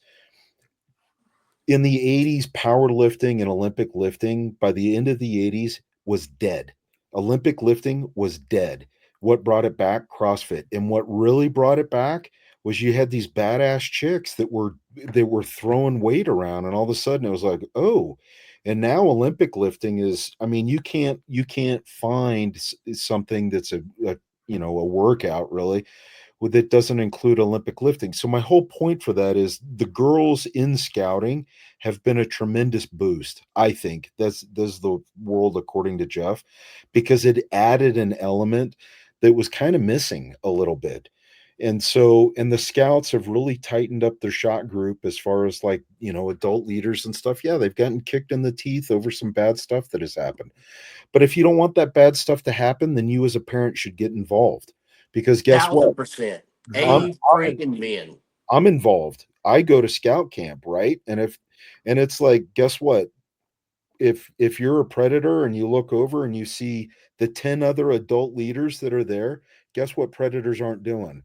They're not hanging out because they're going to leave, because they're like, nah, these parents care too much. Can't get away with it. Yeah, I got to get out of here. I'm not going to be able to get out of here. And there's a ton of, so going back to what Jim was saying, right, is if you want to mentor and if you want to learn a skill yourself, try teaching it to a 6th grader, a 7th grader, an 8th grader, because now you're contributing to the next generation that really we're going to have to rely on. Whether you like it or not, we're going to have to rely on them. So what are you doing about it? And so now all of a sudden, when we start talking about prepping, now I'm sharing the knowledge that I have. Those kids are then going home, and you create this cool synergistic effect that takes place where it's like the kids go home and they're excited about going camping and the outdoor stuff. And then their mom and dad start getting excited about it too.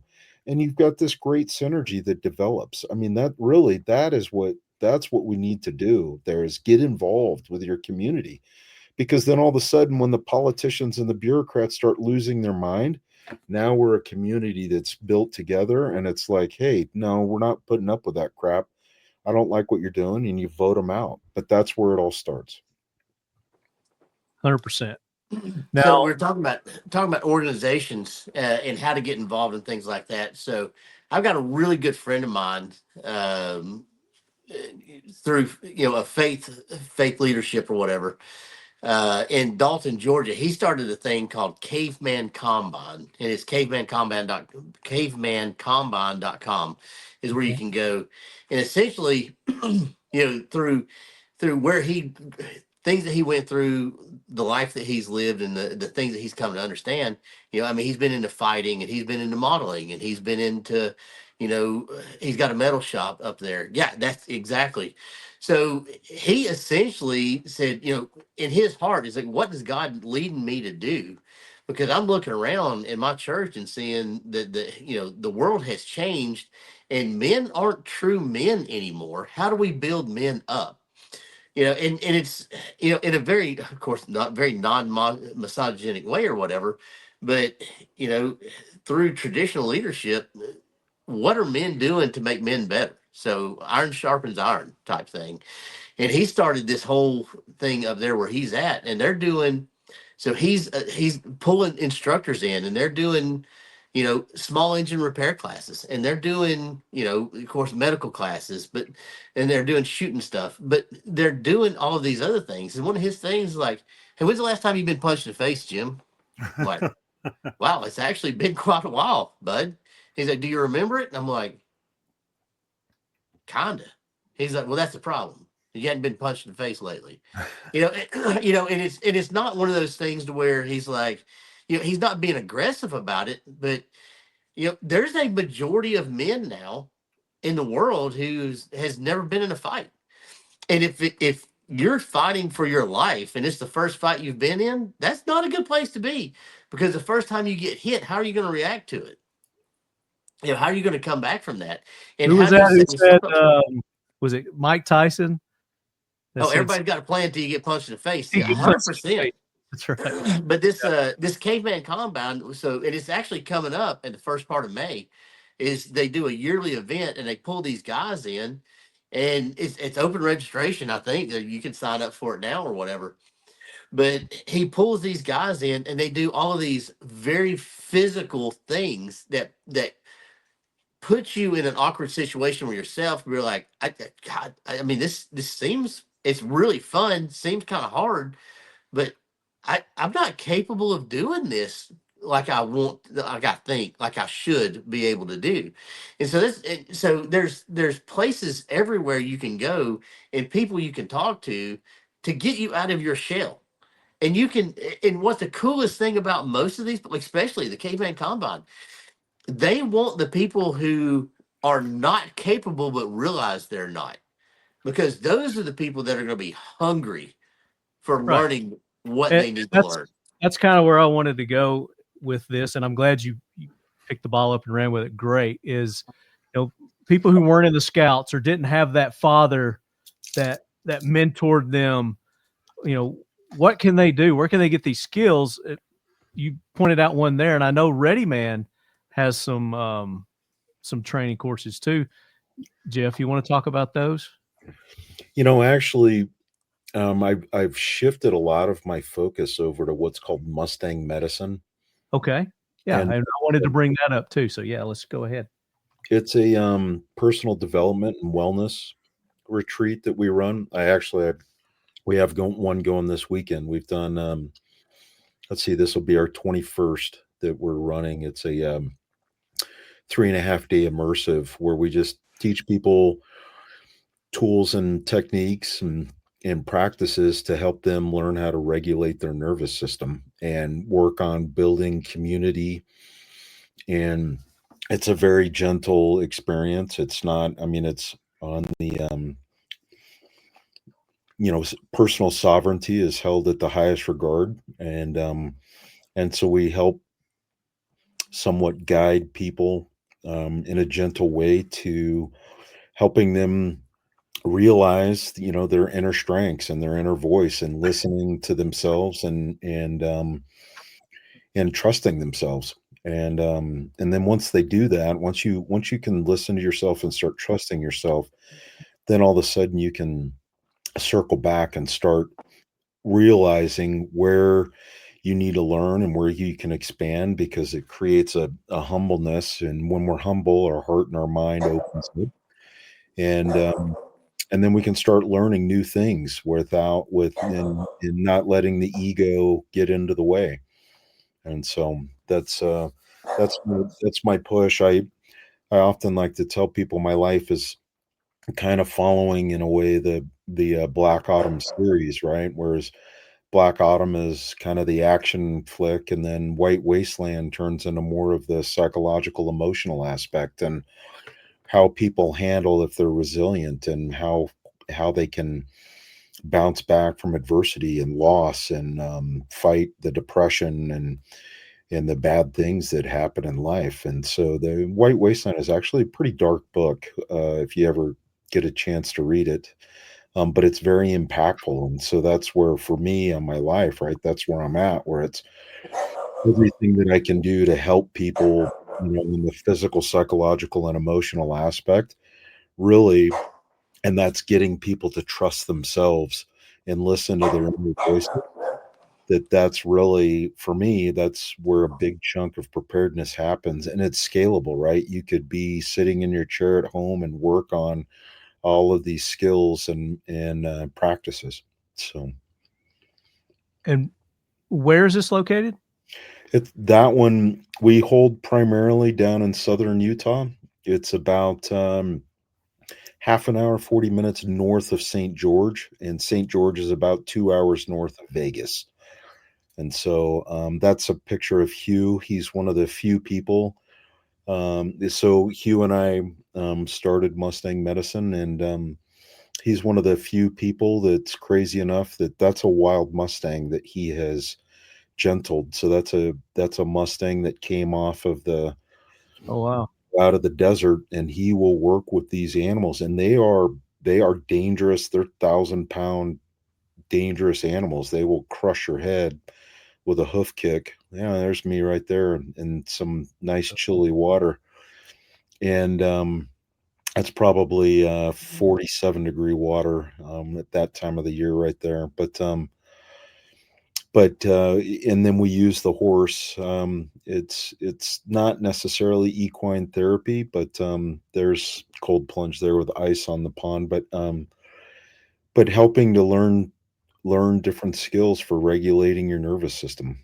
Yeah, it's a fantastic experience. We have a lot of veterans and first responders that come to it, as well as CEOs and soccer moms and Green Berets and SEALs and just regular folks that are, want to be better. And so, yeah.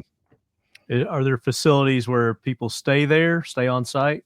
We take care of everything, right? So we feed you, we house you.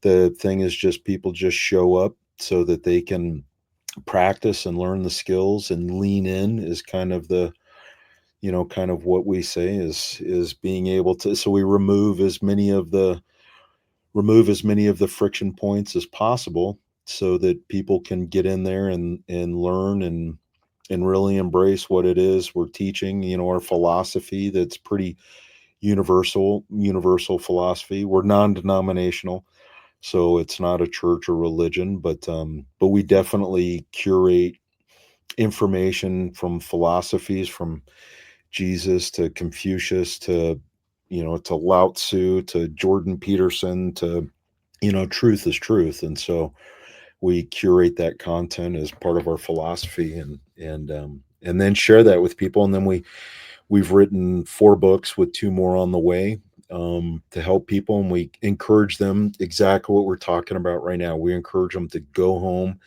and teach their family and friends everything that there's no secrets with anything that we're doing. We encourage people, go home and teach this to other people that are in your life that are important, so that you can build your community. Very good. And that website is mustangmedicine.com. Yep. And then they've got a Facebook and Instagram that you can go to. Hold the Instagram up there. Are these good resources to see what all you guys are doing? They keep those up to date pretty well. Yeah. The web page is a great one. We've got an app. We do a men's get together every week that's run by Hugh and another guy by the name of Mike, who is he was a SEAL, and and we've got a group of we usually get 20-30 people that'll show up to that depending on the evening, and we just get together and we'll go over stuff that we've learned and talk about, and it's about an hour or so. But and then we do the retreats. We have 4 retreats scheduled for this year, and then we've got some other ones that we're doing in between that for some other folks that want us to come and share what we've learned and help out those people as well. So it's a very cool, meaningful experience. We've had people, it's one of the things that I discovered with rats, at one point, probably nobody remembers, but at one point I was getting quite a few poison arrows shot at me because of, competition in the market. And so people, the powers that be couldn't bash my product. So it became ad hominem attacks against me. Marty probably remembers a lot of that. And, but I'll tell you, it's like these personal attacks against me. But then I would get a phone call from somebody that would say, like, I just used your tourniquet to save another person's life. And it brought so much meaning to everything. It was like, okay, the poison arrows are worth it, because, I got it when I was kind of down in the dumps with that. I had a guy call me and said that he had used my tourniquet to save his dad's life. Wow. Moments like that, and they were out in the middle of East Jabib. His dad had fallen out of a tree stand and shoved his 2 lower leg bones, tib fib, through the side of his leg, and put my tourniquet on to, and drove an hour and a half. My nephew a year ago told me about, he saved another kid's life at scout camp with the tourniquet. And then at the retreat, right, we've had a few people that have told us, it was like, look, you guys were my last stop. Then I was going out in the desert and putting a bullet in my head if that didn't work. And they were like, thank you. You guys helped turn me around. And so all of a sudden, when stuff like that is shared with you after the fact, it's like, wow, this is really meaningful. Yeah, there you go. Right. So we're actually going to give one of these away today. No, awesome. There you go. but that's where my life is. That's where my life has taken me. Where it's like, the more people that we can get, ultimately listening to themselves, listening to their inner voice. We intrinsically know, what's good for us, what's bad for us, how we should act, and so we should be good people, good to each other, and share knowledge. Yes, there's no psychedelics in these, right? Or are you guys using psychedelics in this? No, we do a holotropic breathwork exercise that your body makes its own DMT.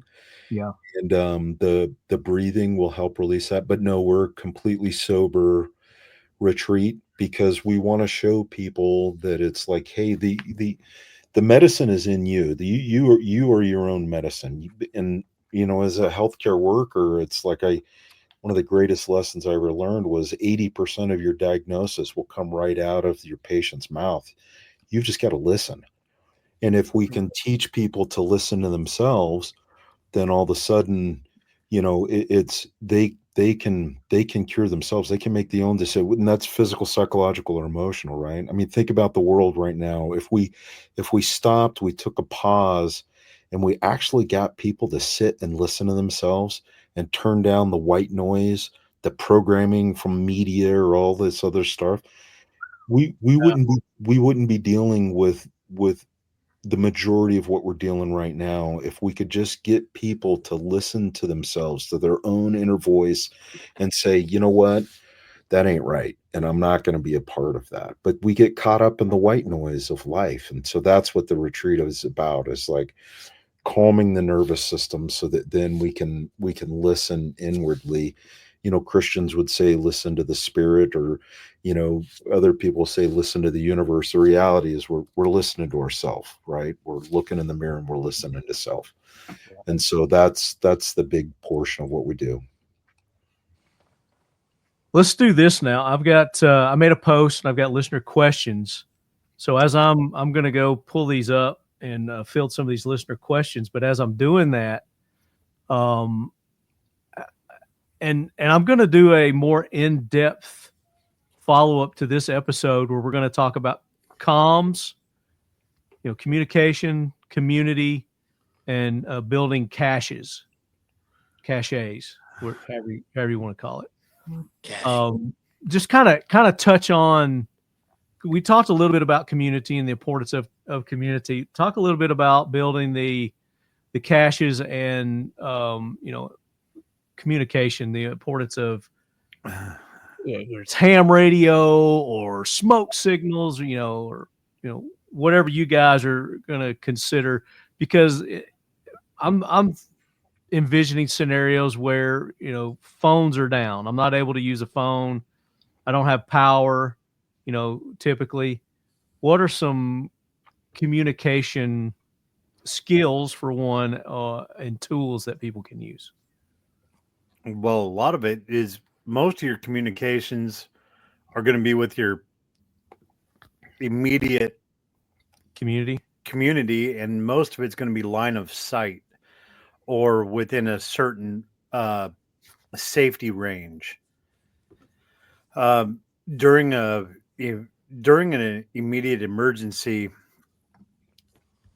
most of your communication is going to be within a direct area that's been affected, and if something happens in your area, you're not going to be wanting to communicate overseas. So you're like, I'm not going to be in Texas trying to call to England, say, hey guys, what's going on? Most of it is within a few miles of what's going on. So I have 2-meter 440 handheld radios, 5-watt handheld radios that can either run off rechargeable, which is very difficult when power goes down, or battery operated, or solar power battery backup where you can just run them off solar. And I have pre-programmed them, actually a set of 6 of them up here on the shelf that we can hand out to everybody on our block. So if something goes down here on our street, we can hand them to houses and we can all stay in communication, which we had to do during the freeze a few years ago. We had no electricity, no nothing, but we wanted to still talk just to make sure all the neighbors were okay. We have some elderly people on the street. So I went over and dropped off these handheld radios that you can charge with a solar panel. So people were keeping them charged. And we did that for 3 weeks. And that was our form. And that's great. And, you know, you're going to your neighbors. I mean, they gotta learn how to use those, and they got to know how to communicate properly.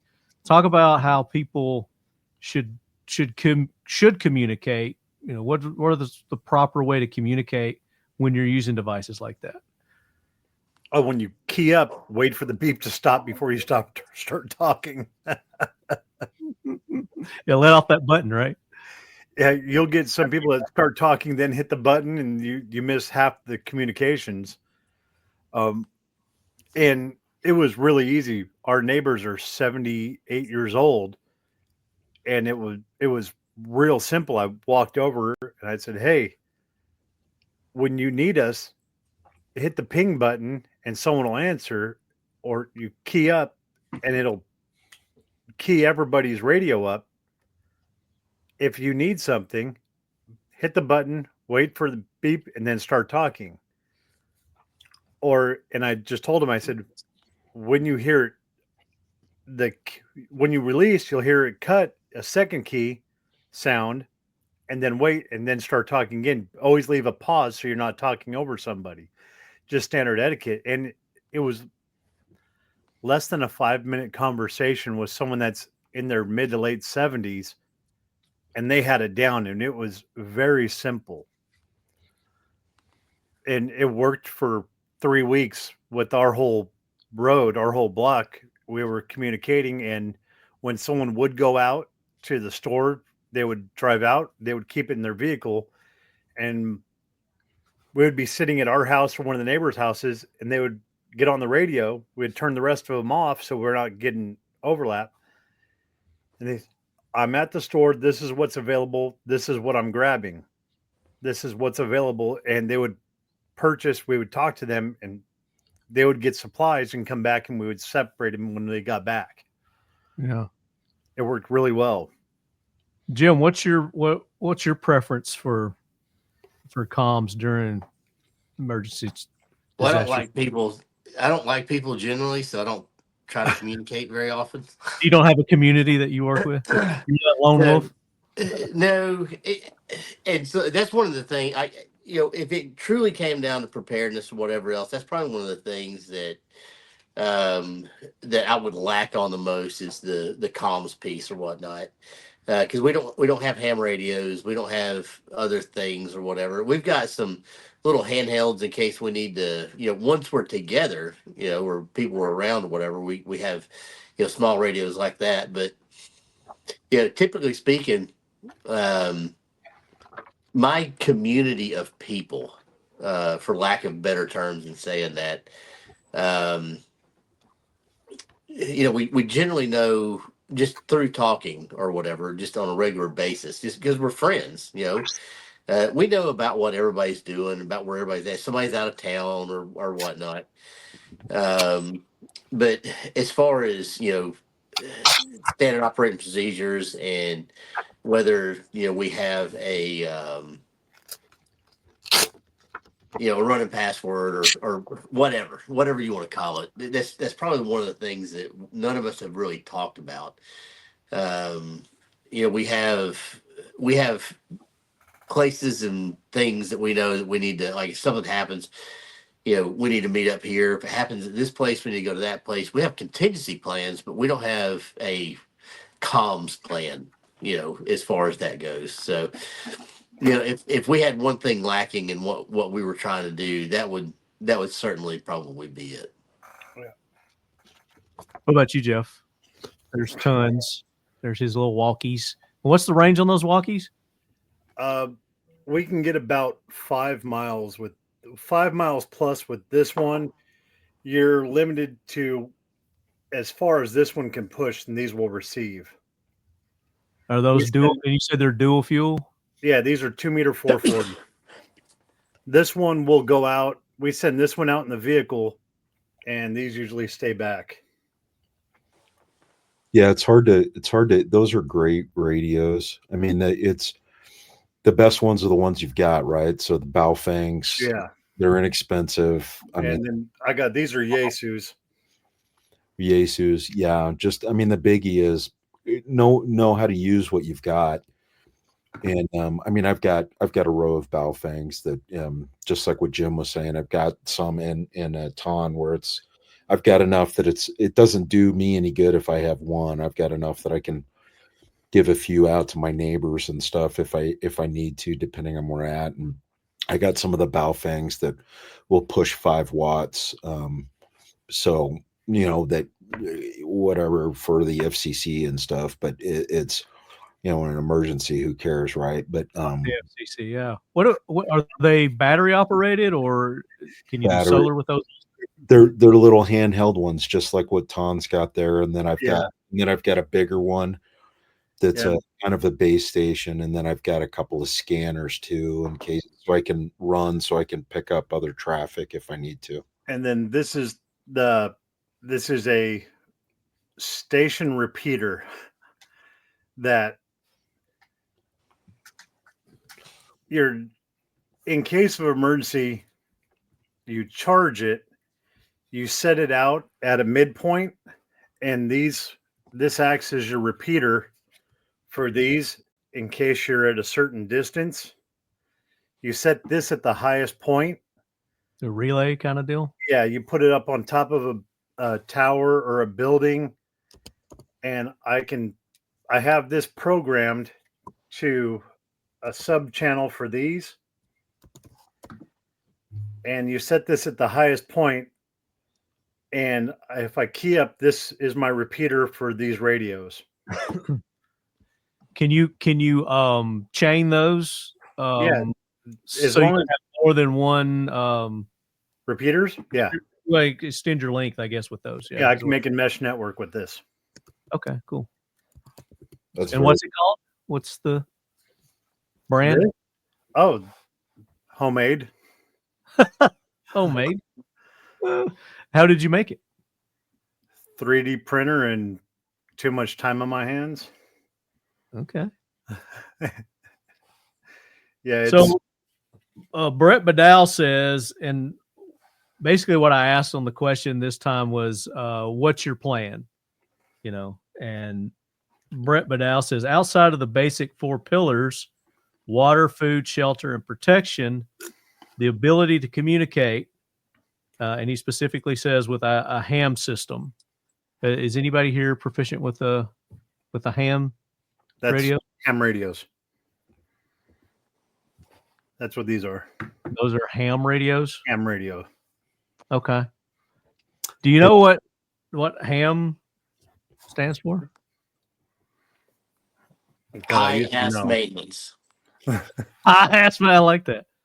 Actually, it doesn't stand for anything. It was a derogatory term used for people who didn't know how to do Morse code back in the day. Call it ham-fisted. Oh, makes sense. The ham radio community took it on as a badge of honor and just started calling themselves ham radio operators. So, a little bit of trivia right there for you. Hey, Marty and gents, I've got to cut out. I've got another appointment that I've got to jump on. But it's been that sucks because we haven't gone through our listener questions yet, and we got giveaways today. I guess you'll just have to have me back on the show soon. I guess we will. I guess we'll do that. Jeff, we really appreciate you joining us, and I am going to give away that Rats tourniquet. So we got that as one of our giveaway prizes. We've got a Mission First Tactical bag that we're going to be giving away. Definitely enjoy your website and all your stuff, and even the TSA, because they like your stuff so much, they took the defense tool off my bag in December and kept it. No. You guys have a great night. Thank you so much, Marty. Let's do it. Appreciate you. We'll plug the homestead before we wrap up. So awesome. You guys are awesome. Appreciate you, brother. Talk to you soon. Have a good one, Jeff. All right, next question. They're dropping like flies. Today we're cleaning the SIG P365. You're going to want to follow the SIG guidelines for disassembly and reassembly. You're going to want to take the firearm apart, put it out piece by piece, and then you're going to grab your favorite Seal 1 CLP Plus product. Whether it's paste, liquid, or aerosol, they're all going to do the same thing. Today we're using the paste, and you can see that it comes out and it spreads very easily. Using the nylon brush, you're going to go in and you're going to cover the entire firearm, inside and out. We are safe on all metals, plastics, composites, rubber, wood, leather. So you're going to go piece by piece, putting it on there, wiping it on to clean it. Then you're going to go back and you're going to wipe it off. Remember, Seal 1 is a wipe on, wipe off process. Use Q-tips to get down in the little nooks and crannies that the microfiber cloth does not get to. Wipe it all off, and do not forget to do the magazine. Periodically, you're going to want to take the magazine apart to clean the insides. You're going to reassemble according to the manufacturer's guidelines. Get it together. You're going to perform a function test, make sure it's operating properly, and then you're done. Remember, Seal 1 and done. Draco 474227. How do you vet strangers and other people trying to survive that you may not come into contact with to see if they are trustworthy? How do you know that you can welcome them into your homestead or community? That's a great question, and I think so. There's two sides of this too. So number one, it's the people who you know that are making fun of you or talking shit about you now. That if something does happen, and look, here's the deal. If number one, there are genuine people out. Okay, so let me back up. There are truly genuine people out there who didn't know how to communicate earlier, or they're away from home. Like, I had it set up in everything that I drive. I've got it set up to where I can live out of my vehicle for an extended period of time. But at some point, I very well may have to get out of that vehicle and move, whether it be, I'm anticipating an L-shaped ambush, or there's debris in the road, or I run out of fuel and can't move. There's a million scenarios. So, I've got, paper road maps. I've got atlases. They're very hard to find now, but, Loves and Pilot and Flying J, and they'll have them. I bet Buc-ee's has them. Probably. Yeah, I can imagine they do. I've got several, so I haven't looked for them in a while. But I've got ways to get in, and I travel all over the United States. I mean, I could be in Idaho, and, first things first is, if we're talking about the absolute worst case scenario, the true shit hit the fan scenario, that's not going to be instantaneous.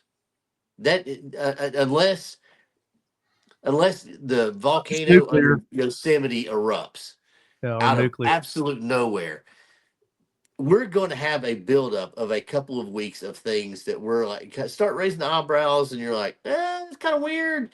So you got a chance to get home and you got a chance to get home, run all of your credit cards up to the max freaking limit, get everything it is that you needed at the moment, and be ready for it, right? Or be as ready as you can be for it. So, in saying that, you always prepare for the worst and accept the best. So there is always an opportunity, or there's always a place where somebody could be far from home and be a good dude and an amazing asset that has your best interest, but also they will always have their own interest. Because if somebody is out and about, it's not because they're trying to be genuine and maybe enjoying up or whatever else. But I would always caution, intuition. Your wife's intuition, it will always be better than yours. Always. A woman can, and it's just the way that we're made, from genetics or from whatever. But typically speaking, number one, your dog, will always kind of know better than you know about people. But your wife, the women in your life have an uncanny way of being able to tell if somebody raises hair on the back of their neck or not. And I think that's just a maternal instinct that a lot of women have. But if another reason not to shoot the wife, B. Hurst. right, yeah, I saw that earlier. So Yeah. So and that it's murder. So there you go. I would never, especially when it's something in this type of scenario that we're talking, the worst case scenario that we're talking, I would never truly trust anybody. And if they're actually the type of person that they're claiming they should be, they should give you plenty of room to, like, look, dude, I don't trust you either. Like, I watched The Walking Dead. I know you're gonna hit me in the back of the head and cut my throat and eat me. So, or whatever, there's always, everybody has their own thing and reason why they do things.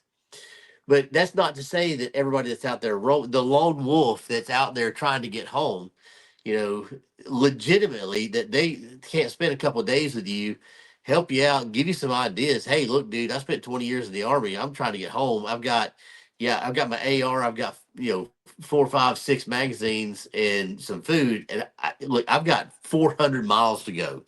So, I'll hang out with you, get me some rest, get you some rest, but I got to go, but there's also those people that live 3 houses down from you. You know them, their children. They have absolutely nothing in life, and they come up to you and it's 36 degrees and raining, and you feel sorry for them. You're like, hey, check this out. Here's a tent, or there's an outbuilding. There's 3 cans of soup out there and a heater. Get warm and dry, but don't be your ass here in the morning. And I'm sorry to be like that, but I truly have to have my community here that I can know and trust. And I know who you are as a person, and I don't trust you now. But because we have a history, and because your kids, are friends with my kids, I don't want you around here.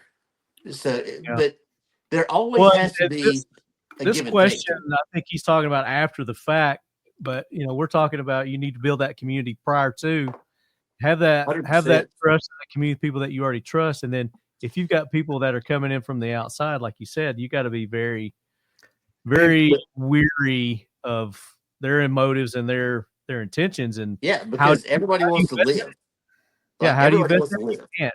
Unless you vetted them prior to. I mean, there's really no way, because like a dude comes up and says, hey, I had 20 years in the Army. Well, I don't know that.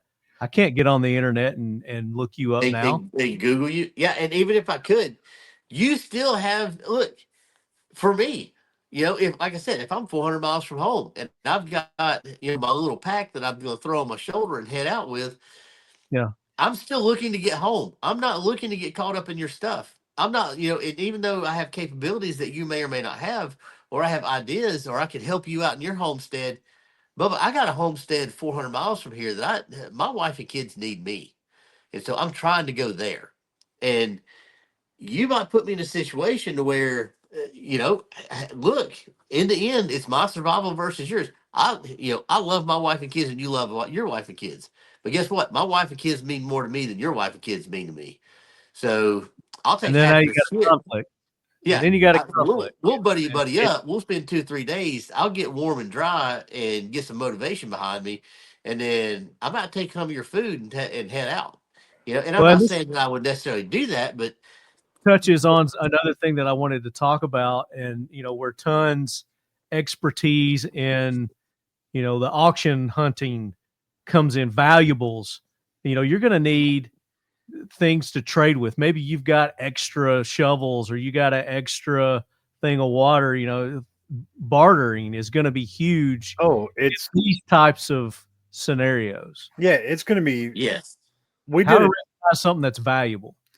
We did a show a while back called Worst Case Scenario, where we touched on pretty much exactly what we're doing on this show. And we did many survival scenarios where there's nowhere you could pretty much go on the face of this earth that there hasn't been some kind of debris left behind by somebody. And in a survival scenario, that debris is very valuable with the right skill set. you can use that for just about anything, whether it is a empty bleach bottle, a glass bottle, metal tin, webbing, rope. All of that becomes a valuable commodity. Paracord. Exactly. And then it comes down to how much can you carry without over exhausting yourself. I wanted to show you guys. Yeah. I was Your kind of proud individual of capabilities. and I was just messing around with stuff, but I had a magazine that was, shoddy. So I turned it into a paracord holder. So I've got where I can pull out the paracord, from the top. So I've got like 100 foot, 100 yard, whatever it is, paracord in there. It's not 100 yards. So I thought that was a kind of a neat little repurpose of my magazine kind of deal. But, it's things like that. When you're packing your gear, think about multiple uses for things that you're packing. If something's just got one use, you probably want to, try to find something else that might be. Oh, without a doubt. Because weight and space are going to be crucial when you're planning for these things. So, when you're packing that go bag, maybe it's your 3-day go bag, you want to pack it with things that have multiple uses that you're going to be, and food, obviously you want some food in there too. But and if you're the guy on the outside approaching someone else's homestead, when in a survival situation, be very cautious, because not everybody's going to be welcoming. It's just like Jim said, it's right. You may have good intentions and you're just trying to get to your family, but they don't see it that way. They see it as you want what they got. Exactly. My family is more important to me than your family is important to me. It's going to be survival of the fittest. And right now you have the disadvantage because you're trying to get to where you're going, and we're already at where we need to be. Yep. 100%. And like I said, guys, I'm gonna do another episode where we're gonna deep dive into community, and building your community prior to all this happening, how you can do background checks and check people out, check your neighbors out, without them knowing it, kind of deal. So we're gonna talk about that coming up. We're gonna talk about the communications more. We're gonna go more in depth on the comms, type of comms, how to use the comms. So, I mean, if you're not getting the answers you want from this episode, which, is kind of what I'm building up is to this next episode that we're going to be doing later this month. It'll be the 28th is when we're actually going to record that. But that was a great question, Draco. So thank you for that. Flood me. And by the way, congratulations to Flood and Cara. And I meant to make you my hero this week, Ton, because Ton is my hero because he dropped everything to go down because these two crazy kids eloped this past weekend, and Ton was nice enough to go and perform the ceremony. So congratulations, best wishes to Flood and Cara, and I've got either a nephew or a niece on the way. Yep. Went out there and performed a ceremony for them, and they got hitched at a very beautiful location. It was a great ceremony. So I just want to throw that out there. Flood says, I have enough Twinkies to survive 2 apocalypses. And I said, well, not now because your wife's pregnant. So, and I visited his house. So he's, and Tom was there. So. Yeah, he can visit, he can survive half the first apocalypse. You're down apocalypse and a half now, buddy. Yeah. Lights out, Okie Coyotes. Is building up your community more important than building up yourself? Personally, my community, because there are more people with more specialty skills. There's more to it than see stranger, shoot stranger. I would say building yourself up is more important because that's going to make you more valuable to a community. Right. And as resources get scarce, the more you can contribute, then the more they're going to want to keep you around. Just I mean, that's a double-edged sword, though. Yeah. So you can do both at the same time, and like I said, through casual conversations. And I answered somebody's question on here at one point or whatever, and I'm like, look, dude, through casual conversation, you can start vetting people pretty quick. You can find out what their likes are. You can find out what their skill sets are. You can find out what their demeanor is. And look, let me just put this out there. If you got a best friend and he's a really, really cool dude, he knows a bunch of shit, but he's cheating on his wife, that motherfucker ain't in your group. Because if he's cheating on his wife, he will sell your ass out in a heartbeat. Because if he can't keep his stuff together in his own world, he's not going to keep it together in yours. Take that shit to the fucking bank. So you really need to start, looking at the psychology of the people, not only their capabilities or, because a big part of groups too. And when I put my sniper section together, when we went to Ramadi, and we had the most successful sniper section in Iraq in 2005. According to the Joint Chiefs of Staff Counter IED Task Force,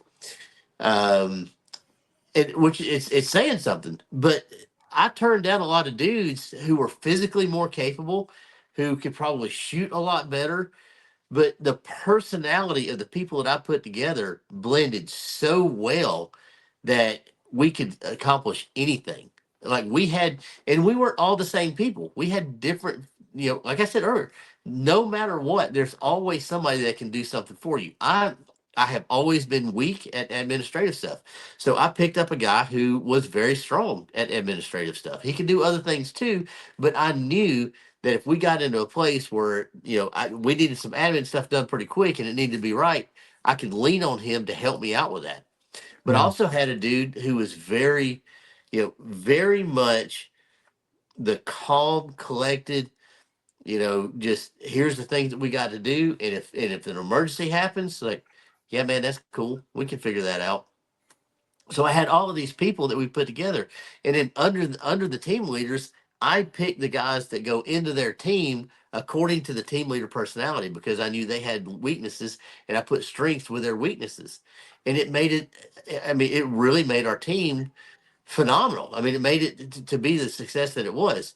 But in all of those things, I never accepted anybody that I thought that had, the moral aptitude to be a little shady. I wanted a little shady. I wanted you to be able to look, if we needed something and there wasn't but one way to figure it out or find it out, I wanted you to figure out or find it out.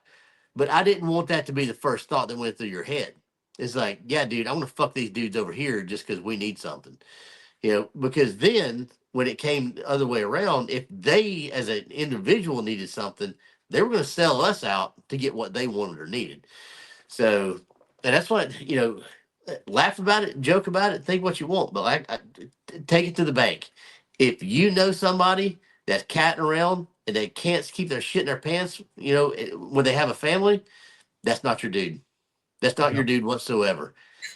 And when we talk community, when we're talking community, I mean, your community goes outside your just immediate neighborhood. Oh, building your community can reach into other states. Well, here's when something happens, like Tim was saying in the early part of the show, you may not need to stay where you're at. You may need to get the hell out of there, for whatever reason. So you need to have a place in a community that you can go to that you've already vetted, and they're going to know when you knock on that door, that's our guy.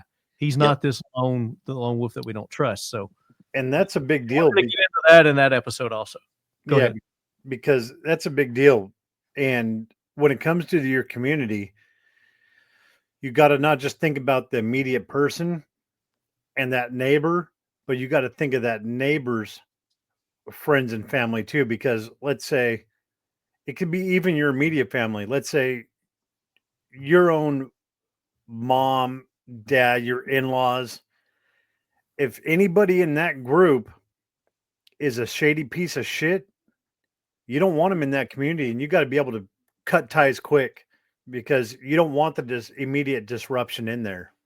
And it's a survival situation. Any kind of disruption can make the whole community go down. Absolutely. And you've got to have the emotional wherewithal and the intestinal fortitude. When somebody's not working out, you push them out. Be like, hey, look, check it out. It's like, serious Your is all I bags get are up out right on the now. other side of the fence. Go get them. Move on, bud. And if I ever see you again, I'm just telling you right now. And look, this is the psychology part of it that nobody wants to talk about. But if you push somebody out, if I ever see you again, I will kill you. And I will put you And in that a goes back shallow to our grave. mental prepare. How do you mentally prepare for that? And it's just. And some people won't be able to do it, and they're going to pay for it. Yeah, it's life. Mustang Perry says, and that it's kind of goes to what we're talking about now. How do you balance prepping to stay in place versus prepping to be on the move to find a better, safer place to settle back in? Well, one is building that community. You know, if you need to move, you got to have a place to move to. But as far as your kit and your gear, you got to have both. You got to have both. Sets of gear ready. It's like I've got my 3-day, 4-day, 3-week stay in place, and I've got to get the crap out of here. Yep. Wants versus needs.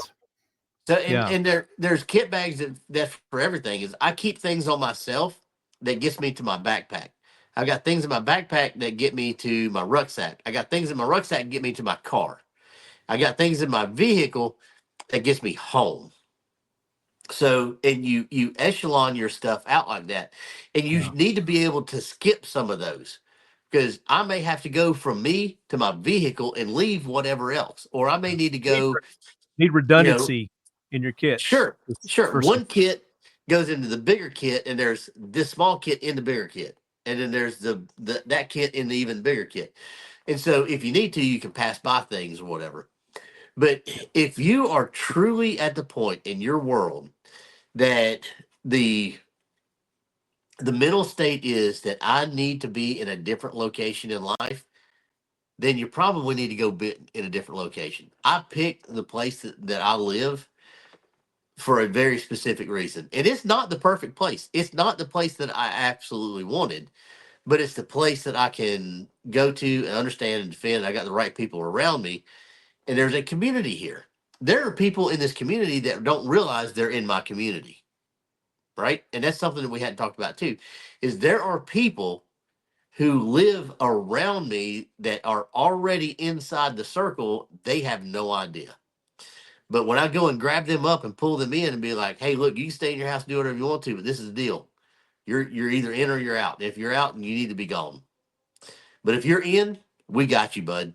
We absolutely 100% got you, because I know who you are. And I know what you got. And I know what your capabilities are as an individual, because I am a trained observer. That's what I did, right? So, and if you accept it, fine, cool. We can be awesome. I ain't asking you to shoot nobody. I need what you have in other ways.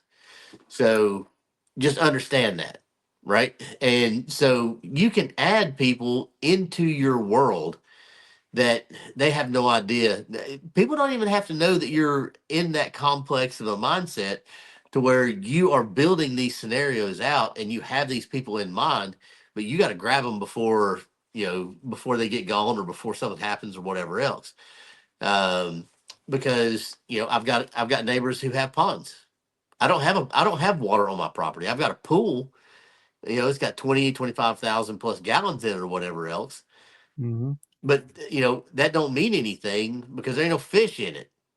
And so, but I've got people that have ponds who have fish in them who are somewhat local. I've got but people who that swimming pool water can be used for other things. 100%. And it don't matter. It doesn't have to be crystal clear, cool, swimming water. It can be a cesspool. Water is water. It's been here since the beginning of time. And with the right treatment, it can do everything that you want to do with it. Boba 1776. I'm evolving into a nomadic lifestyle with my retirement taking place later next year. I have a network of homesteaders and others with certain skills and connections, staying away from hotspot cities and states. That's kind of his plan for for surviving. So first and foremost, good on you for seeing the world. Absolutely, get out there. Look, you get one turn on this rock, and the memories you make, the things you do, the places you go, and the things you see, nobody can ever, under any circumstance, take away from you. Have a great one, but understand and I think that he's got this right understanding of, if I make these alliances along the way, no matter where I'm at, I'm not that far from home. But he has to make sure that those people understand it the way he understands it as well. Yeah. But the key point of him staying away from like the big cities and things like that, and kind of staying rural. Look, if you can, if in the absolute worst case scenario, you can make it 90 days. If you can go 3 months and you're still alive, you are 90% ahead of the curve, because in 90 days, it is going to go from WTF to holy shit to it's all over to there is a sustainment process that's starting to happen, and people are society is regulating now. You're still going to have roving bands of dudes that collect together that still don't have things, and they're roving mobs of raiders or whatever else. But at the 90-day-ish mark, and this is my personal take on it. By that point, everybody that has a medical condition that needs medication is probably going to be gone. Anybody that needs any type of support, if they're weak, if they live in inner city places or whatever else, and they've not gotten out, they're either trapped or they're gone, they're dead. Right? So after about 90 days, if you are still in a place where you are a survivor, and this is the worst case scenarios, the whole world is shooting each other. At 90 days, you have a better chance of making it a life out of what comes next than everyone else that didn't make it to that far. Let's do this. Let's take a pee break. We'll pick the winners, and then we'll wrap it up. All right, too easy. And I got to pee, so. Fair enough. I'm going to sit here and look at junk cars on Marketplace. What junk car? Whatever I can find. Here's an old 84 square body Chevrolet 4-wheel drive. That'd be pretty cool. You know what I think would be really, really badass, dude? I want an old like Impala wagon, or Ford, like early 60s Ford wagon. So I want like a station wagon. I think that would be the baddest thing. I still want like probably the 50s, 60s style, or the Hearst. Oh yeah. Like an old Nomad. An old Nomad would be the coolest thing ever. Oh God. So yeah, now you got me looking at old shit. Thanks, bro. Yeah. Oh, dude, I got this really cool 48 Merc sitting next to me. You got jokes. You got jokes. That'd be pretty badass. Yeah. One day you might work on it. One day I got to finish my own project first. If you quit breaking your shit. Well, if I could order the right parts for it, that would be a good. So I was on LMC yesterday. So I ordered a bunch of stuff, brake parts for LMC. And when I had my front end, so I'm on this 70 short wheelbase 4-wheel drive truck. That's what I'm doing right now, Ford. And anyway, long story short, I start putting it back together.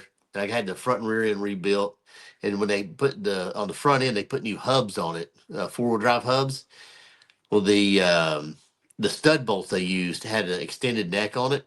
And I put I went and put all the disc brakes back, or well, not disc brakes, drum brakes. So I just stayed with drum brakes. Put all the drum brake stuff back on it, and went to slide this drum back on, this brake drum, and it went almost where it needed to and stopped. And I'm like, what the hell? and I thought I'd ordered the wrong one. Called LMC, and I'm like, you idiots. Yeah, I'm not going to say idiots. It could be my fault, but I think I got the wrong part. And I think it might be your fault. Anyway, long story short, it was completely my fault. When we re-put the hubs on it, the shanks were too long, and so now, I had to take my brake drums into a machine shop and have them open up the holes so they'd fit over what I needed them to fit over. So, oh god, yeah, there's that. That sounds Always like something. And I knew the universe was setting me up for failure, because when I don't know if any of you have ever put, like, from just a brake backer, rebuilt a whole drum brake system or whatever. Oh, yeah. What the hell were they thinking? I mean, Dude. Drum brakes are awesome, but come on, dude. Horrible. There's so many pieces of moving parts in there. So I got this. I mean, I put them all back on. It went right back the way I wanted it to. It went right on there. And I'm like, that was way too easy. And then that happened. I'm like, yep, yeah, there it is. I did the one reveal. time. I never knew if I got them right, but I haven't had any issues yet. So I guess I got them on right. I don't know. I watched the YouTube video. All right. So those were great listener questions there. There's a few more. I didn't read all of them, but everybody's eligible. I got to bring it back up here. Oh, actually, some of you posted on this one too. B. Hurst, Lefty, some way, somehow you need to show up with Cash. You need to do a show with Cash Patel. Yeah. Cash is going to do my show. I can't get Jeff Kirkham to stay on the whole time. So, or Koup. Didn't we have this Marine Corps dude on here at one time too? Like, like 2 hours ago? Something like that? Yeah, when we first started, there was some dude named Koup or something. Yeah. And some excuse about crayons getting cold. I don't know. Here's a question for Jeff. He's not here, so what's the best or easy way to preserve fresh meat? That's a good question. Smoke it. So if you have no other way, you can dry it or smoke it. And they're both of those are really easy if you do a little research. All right. And I tell people this all the time. Here's how it is. I know how to fly a helicopter. Like, I know how a helicopter works. I know what all the controls do. I know what the cyclic does. I know what the stick does. I know what the pedal does. I know how to do it. But I have actually had a friend of mine who allowed me to, as an instructor side or whatever, allowed me to try to hover a helicopter. And you have to be able to hover to take off or land. And I could never do it. We would die immediately if I had to try to take off in a helicopter. We would die. But I know how to do it. But putting it to practical application is something completely different. I know you can know how to dry meat. You can know how to smoke meat. You can know how to pressure can meat that will last for 50 years. But until you do it, do you really know how? Nope. And so any of the skills that you are looking for or that you need to do, read about it, research it while you still have the internet, while you still have books. One of the things I do is I go through the internet and I find these written things that explain it very detailed, and I print those off and I stick it in a binder, because that's a hard copy book that I can have on a shelf. And if I need to reference it when there's no power for 3 months or whatever, or buy a book that's already been written that's got a lot of this stuff already in there. There are books that you can buy too. So the USDA, surprisingly enough, the government USDA site has a lot of awesome canning stuff. And here's how easy it is. If you have a pressure canner, and you can do this on a damn fire. If you have a pressure canner, you get mason jars with tops. You cube up meat, raw meat. You drop it into that mason jar. You put a tablespoon of salt on the top of it. You put the lid on it and put it in a pressure canner for a prescribed amount of time. And it's usually like 90 minutes at 10 pounds or something like that. And now you have meat that will last 20 years, 30 years until the seal breaks. That's not hard. That's not resource extensive. That's a pressure canner, a glass jar, a lid, and a ring to tighten it on. How you do it over a campfire? And you can do it over a campfire. I mean, it's a little harder to do it over a campfire, regulate the temperatures or whatever else. But yeah, you can do it on a campfire. And that meat will last literally as long as you do. Yep. So keeping with smoking's a good option. Keeping with the tempo of our previous guests, Brandon Ballistic says, sadly, I can't stay, but my question is, how much ammo for each type of firearm you own do you consider is enough for prepping? My answer is always whatever you can afford, but I never can actually come down to a number. Any suggestions? Yeah, I got some real shit on this one. All right. Oh. So look, I've got guys. I've done some consulting work with dudes that are infinitely wealthy and can afford everything, and they have tens or 20 or 50,000 rounds of different types of ammunition. That's not realistic. All right. So let's realistically look at how much ammo is spent in a firefight and in how many firefights you typically get in. Now, we have 20 years of warfare behind us. We have soldiers, regular Army soldiers that go overseas and they are in a firefight a few times a year. It's not every day. And they go out looking for this stuff, but it's not every day. In a typical soldier's load, a combat load is 210 rounds. That's 7 magazines. 210 rounds. If you have 2,000 rounds of 5.56 ammo, and you have 2,000 rounds of 22, and you have 500 rounds of 9mm, that could last you the rest of your life in some type of this situation. This is not the movies, people. This is real freaking life. If you're staying put, because if you're on the go, then you got, what can I carry? Yeah, but you can't carry all that shit. That's what I'm saying. So that's not 2,000 rounds. Isn't let's be truly realistic. Now, if you want to stock up and have trade good stuff and open let's think about the pioneers.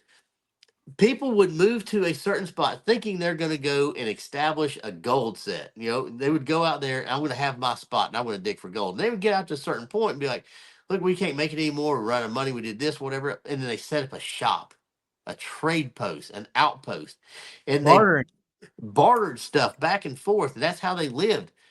Dude, if you want to think about some stuff like that, again, the way that we live 150 years ago, just 150 years ago.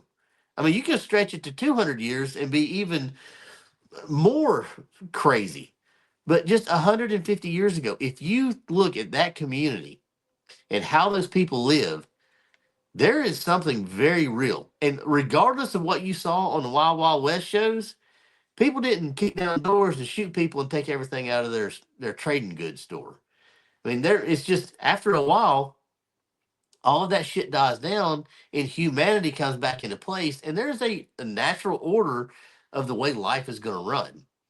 And in that, you're going to have the ability to have a store and to walk into a trading post and be like, hey, man, I got these animal pelts. Or, hey, man, look at I've got 25 cans of deer meat that I canned 6 months ago.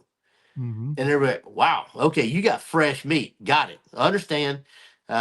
Here's your 30 pounds of salt, or here is your, water purification system, or here's a gallon of bleach, or here's some whatever the hell it is that you're trading for, because somebody else is going to come in and be like, hey man, I got to move another 200 miles. I'm going to go look at this place over here. I need some canned meat for this. Well, matter of fact, I got 6 jars of canned meat right here. But that's going to cost you whatever else the stuff is, Yeah. Well, I don't know. I got 3 boxes of 30-06 ammo. Done. I'll give you 2 cans of deer meat for a box and a half of 30-06 ammo. And now the next dude comes in and be like, hey, man, I need some ammo for my 30-06. Okay, cool. I got that. What do you got? And that's the way people live. They bartered their whole world. So, but to go back to the original thought is how much ammo is enough? Way less than most anybody would truly, honestly give you a credit for. Because if you get in a big firefight and you win, guess what you get? All their shit. If you're planning on, building a cache at your, homes, your fortress, you're building a fortress and you're planning on staying there.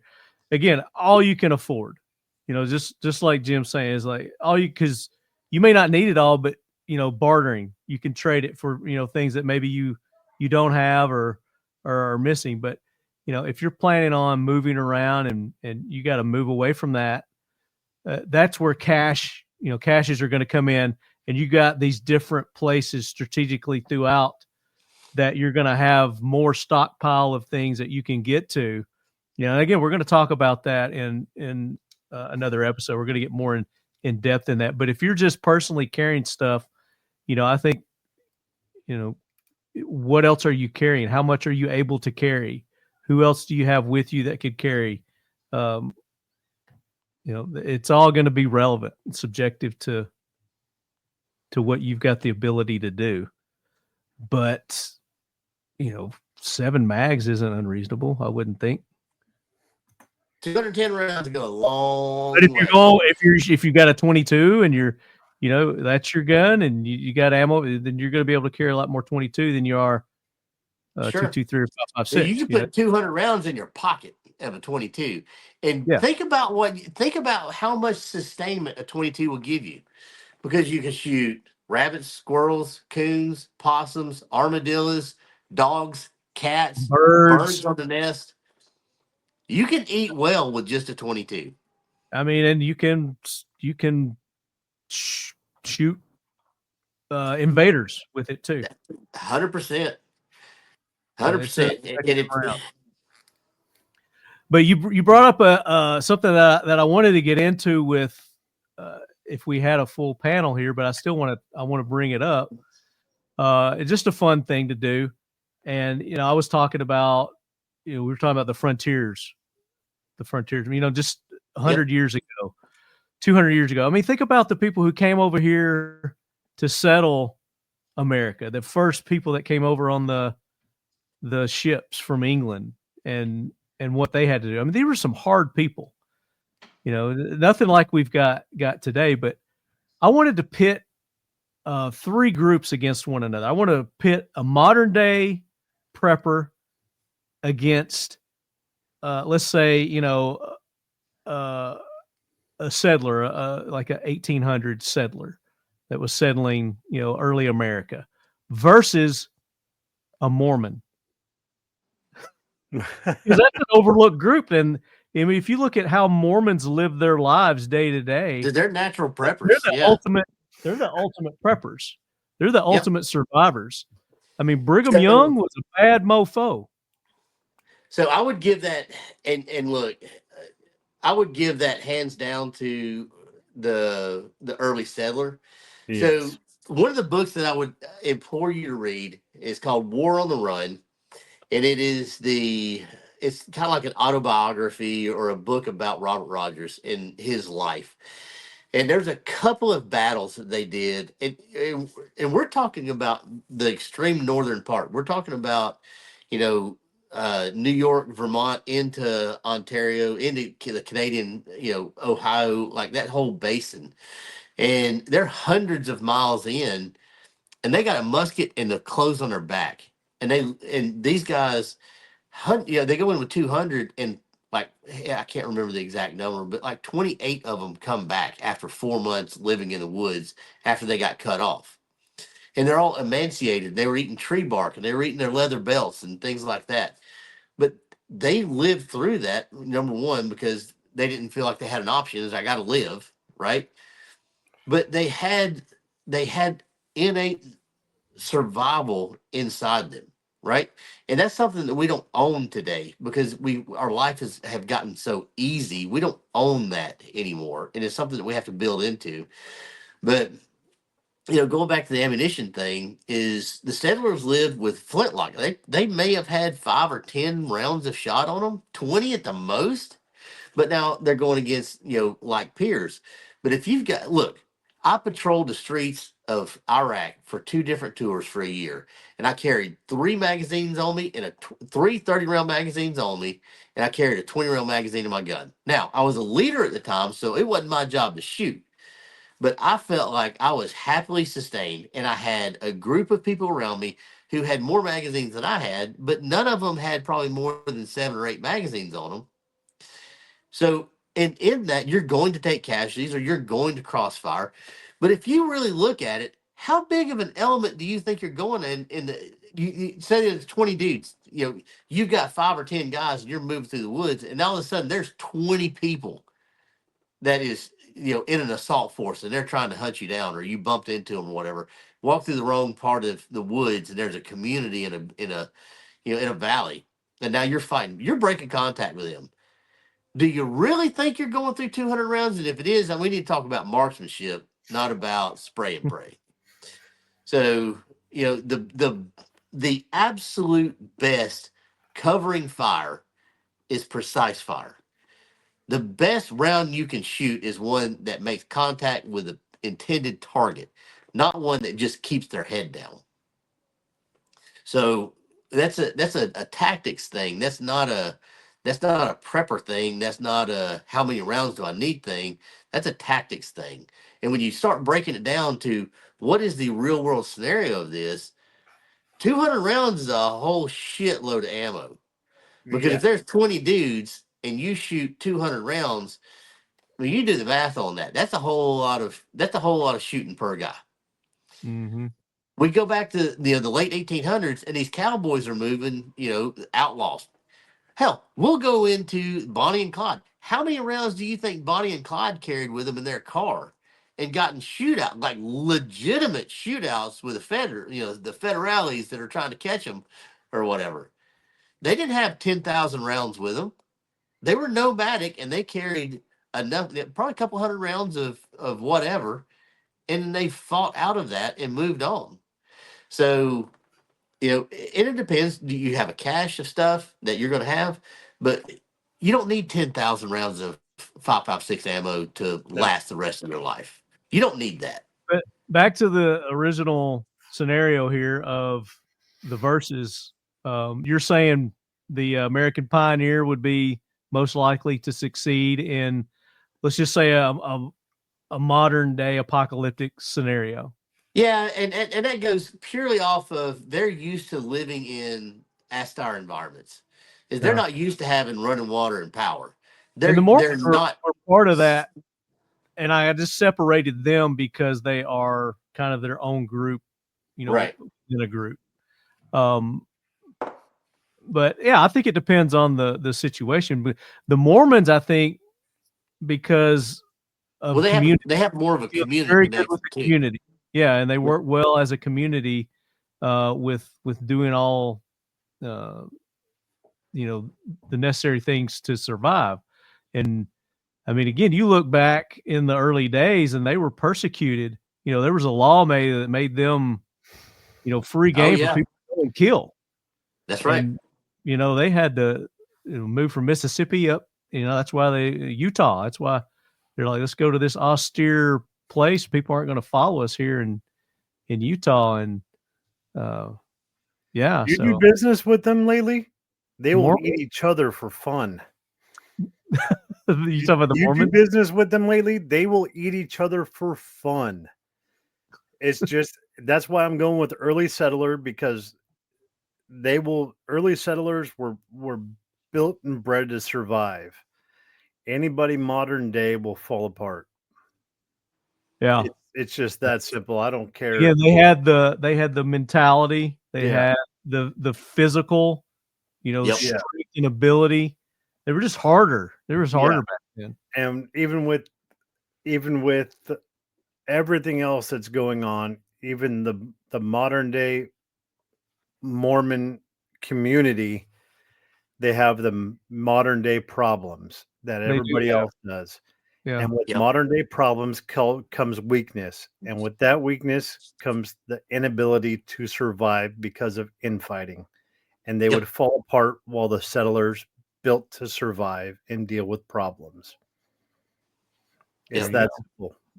If you've got a different answer, Leadhead, you can email me, talkinglead@gmail.com, and give you your thing. I ran an AI scenario on this, and I just did a basic one. It says access to resources and basic needs, and it goes through it and it broke down each one. It said advantage. Early American settler has an edge in utilizing natural resources efficiently, but only if they're in suitable environment. Mormon has a clear advantage in terms of immediate supplies, food storage, especially in the first year or so. Modern day survivalists would be able to manage the immediate survival needs, but the reliance on gear could hinder their long-term sustainability if their equipment fails. Self-reliance and survival skills advantage goes to early American settler. They have the most practical hands-on survival skills, particularly in hunting, building, shelter, and making use of what's around them. Mormon came in second, would likely excel in farming, food preservation, and creating a sustainable lifestyle, giving them the edge in long-term survival. And then the modern-day survivalist came in third. Mental toughness and resilience. This one, again, who do you think won that one? In the AI scenario. Oh, it'd be the early American settler. Yeah. Early American settler likely has the most experience of dealing with extreme isolation, danger, and hardships. So their mental toughness would be formidable in societal collapse. They were tossing family members overboard while they were coming over on the ocean. Dude, if you could do that, you could survive over here. Yeah. Community and cooperation advantage goes to the Mormons. Final outcome in societal collapse scenario would be short-term, immediate aftermath of collapse. The modern-day survivalists would likely have the best chance of immediate survival. They are highly trained, have specialized tools, and can navigate a chaotic environment. However, their reliance on gear and technology could backfire.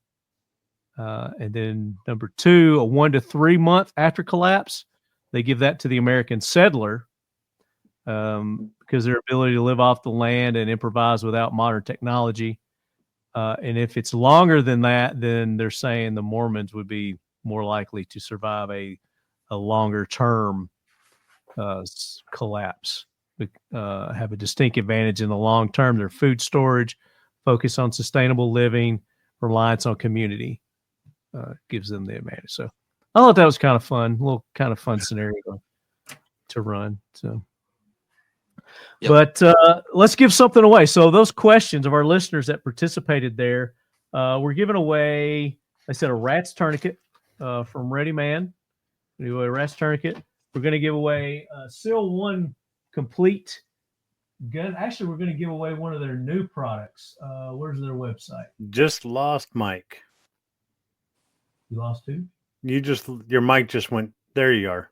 Is it dead? Is it back? Yeah, there you are. Okay. SEAL 1 has some new products. I wanted to pull up their website here. We're actually going to be giving away, if I can find it, the gun rag. That's new.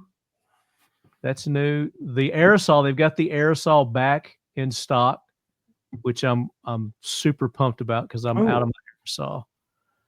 So I'm going to get that. And then they have a like super below zero. They don't have it on their front page here. Where's it at? Shop now. They go to shop now. Here it is, the below zero. SEAL 1 Signature Series below zero is new there too. So we're going to give away the gun rags for this episode from SEAL 1. And then, like I said, from Mission First Tactical, where's their website? Boom. Packs and bags. They've got some great bags. So if you're building out your your go kits, your go bags. They've got different sizes. They've got the 30L. They've got the sling bags, the 10L, and then they've got a 20 somewhere also. There it is, 22L.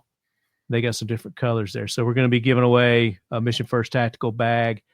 And they've got their tactical ones too, which I held up earlier. They're ambush bags. And they've got different sizes. The Warrior Pack. I think that's the one I held up. Yeah. The Warrior Pack here. So let's pick. So of those questions, I'm going to let Ton, you pick the Seal 1 winner. Who do you think deserves the Seal 1? And all the participants, not just the ones I read, but all the participants there. Maybe I didn't read one that you liked. Maybe there's a question there that you liked. Let's go with the guy that was asking about what do you do with someone that approaches an outsider that approaches your group. Who was that? What's the best way to build your prepping network? I would say, let's see, I have enough Twinkies. How do you balance prepping to stay in place, prepping to be on the move, outside of the basic 4-pillar shelter, ham radio? Is building up your community more important than building up yourself? Personally, my community. What would you say? I can't find it. How do you vet strangers? Is that the one? Yep, that's him. Okay. How do you vet strangers and other people trying to spy that you may come in contact with? That is Draco 474227. So is that the one? Yep, that's the one. All right, Draco, you are the winner of the Seal 1. What'd I say? The gun rags. Yeah, they're new gun rags. So email me, talkinglet@gmail.com. Tell me what you won, and we're going to need your address also. It's important that you tell me what you won and which episode it was. So make sure you include all that. All right, next we're going to give away the Rats Tourniquet from Ready Man Network. Rats Tourniquet. So make sure you guys go and check out the books from Jeff Kirkham, the Black Autumn books, and Angel Network. I wanted to talk about the Angel Network, but they turned it into a movie. It's called Homestead. So make sure you go check out the movie. It was in the theaters. I don't know if it's still there or not, but it's supposed to be a really good movie. It's got that guy Neil McDonough. You know who that is? Did you ever watch was it Justified? Haven't seen it. Justified. It had old Timothy Oliphant. He was like this marshal. It was a good series. Neil McDonough was in that. He was in some of the Marvel movies too. He's been in those too. But he's a good actor. Oh, he's in Tulsa. Have you all watched Tulsa? Tulsa King? I get to watch children's shows. I don't do Sylvester Stallone. You don't do? He's good in Tulsa King. Yeah. Well. All right. Who's gonna win the Rats Tourniquet? I'd go for Brett Beto. Outside the 4 basic pillars: food, water, shelter, and protection. The ability to communicate about handheld ham systems. Okay, Brett Bedell. Yep. Bedell. You are the winner, Brett. Email me, talkinglet@gmail.com. You win the Rats Tourniquet. And now for the pack, which it could be this one. It could be one of the Acro bags. I don't know which one you're going to get, but you're going to get a nice Mission First Tactical backpack. And I'll let Jim, we'll let you pick. Yeah, let's go with Boba's 1776. He's living a nomadic life. He's going to need a bag. There you go. I like that. Heck yeah. Yeah. On so purpose. Bobus, email me. And he's a LE guy, so he's retiring from the LE. So Good deal. Yeah. That's a good pick on that one. So guys, email me, talkinglet@gmail.com. Tell me what you won, which episode it is. and we will get you that. I said I was going to give away one of my business cards on this episode. We're going to save that for another episode. I like my new business cards. Oh, that's a nice business card. Mission First Tactical, 30 round, 5.56 300 blackout mags. And if you want to go get this stuff yourself, you want to go buy it, you go to their website, Mission First Tactical, and use the code LEADHEAD, and you're going to get 20% off at Mission First Tactical. And Seal 1, you use the code LEADHEAD, you're going to get 25% off at Seal 1. And I don't have a discount code with Ready Man, but I'll talk to Jeff and see if I can get a discount code set up for you guys. Ton Firebird targets, TL15. TL15, baby. 15% off it. Anything on our website. There you go. FirebirdTargets.com. Firebird targets. And if you guys are into the bump stocks, you want to get a bump stock, you go to bumpstock.com. It's a slide fire solution, guys. They set you guys up with a lead head, 15% off discount code. So use lead head there. You get 15% off there. And the Whiskey River beef is still the Talking Lead 10 to get 10% off Whiskey River beef. So a great place if you want to stock up on and have a cache of beef. Go to Whiskey River beef. You can buy a whole cow, half cow, quarter, and they'll ship it right to your door. Jim, give everybody your socials and where they can get in touch with you. Now, are you doing training with the Shadow 6? Yeah, I'm still doing some training. I do more of one-on-one and small group. I don't do open enrollment stuff anymore. But one-on-one small group stuff, and you go anywhere in the country. So if you've got a community that you guys are wanting to build up and get some firearms training, get together with the community, get in touch with Jim, and he'll. Dude, he's changed my pistol game, and I hate to give him credit for that because he's going to make me pay for it the rest of my life. But yeah, he's changed my pistol game a lot just in 1 year. Mechanics. It's all about mechanics. Anybody can be a great shot if they got the right mechanics. So. And who knew I sucked that bad? And I wanted to talk about y'all's hunting trip. You, two of you and Koup just went on a nice hunting trip. And we'll get you back on. We'll talk about that in another episode. So you guys can find me. You can email me at james@shadow6.net. My Facebook handle is Shadow6 Consulting or Shadow 6. And then on Instagram, it is Long Gunner with a underscore. Yep. Long_Gunner.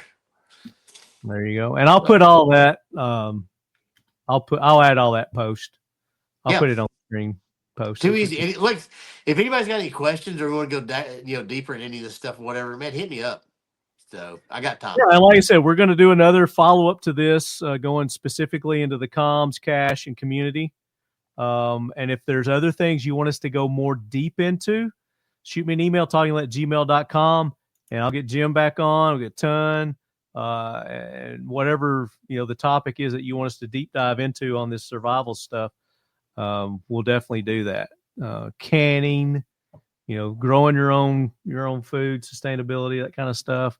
If you want to get specifically into gear, we'll do a whole episode just on gear. I mean, it's ridiculous on all the different stuff that you can get into with that. So we'll definitely do that. Ton, give your sites and everything. Ton Jones Official on Instagram, Firebird Targets USA on Instagram, FirebirdTargets.com. Don't forget TL15. Get yourself a 15% discount.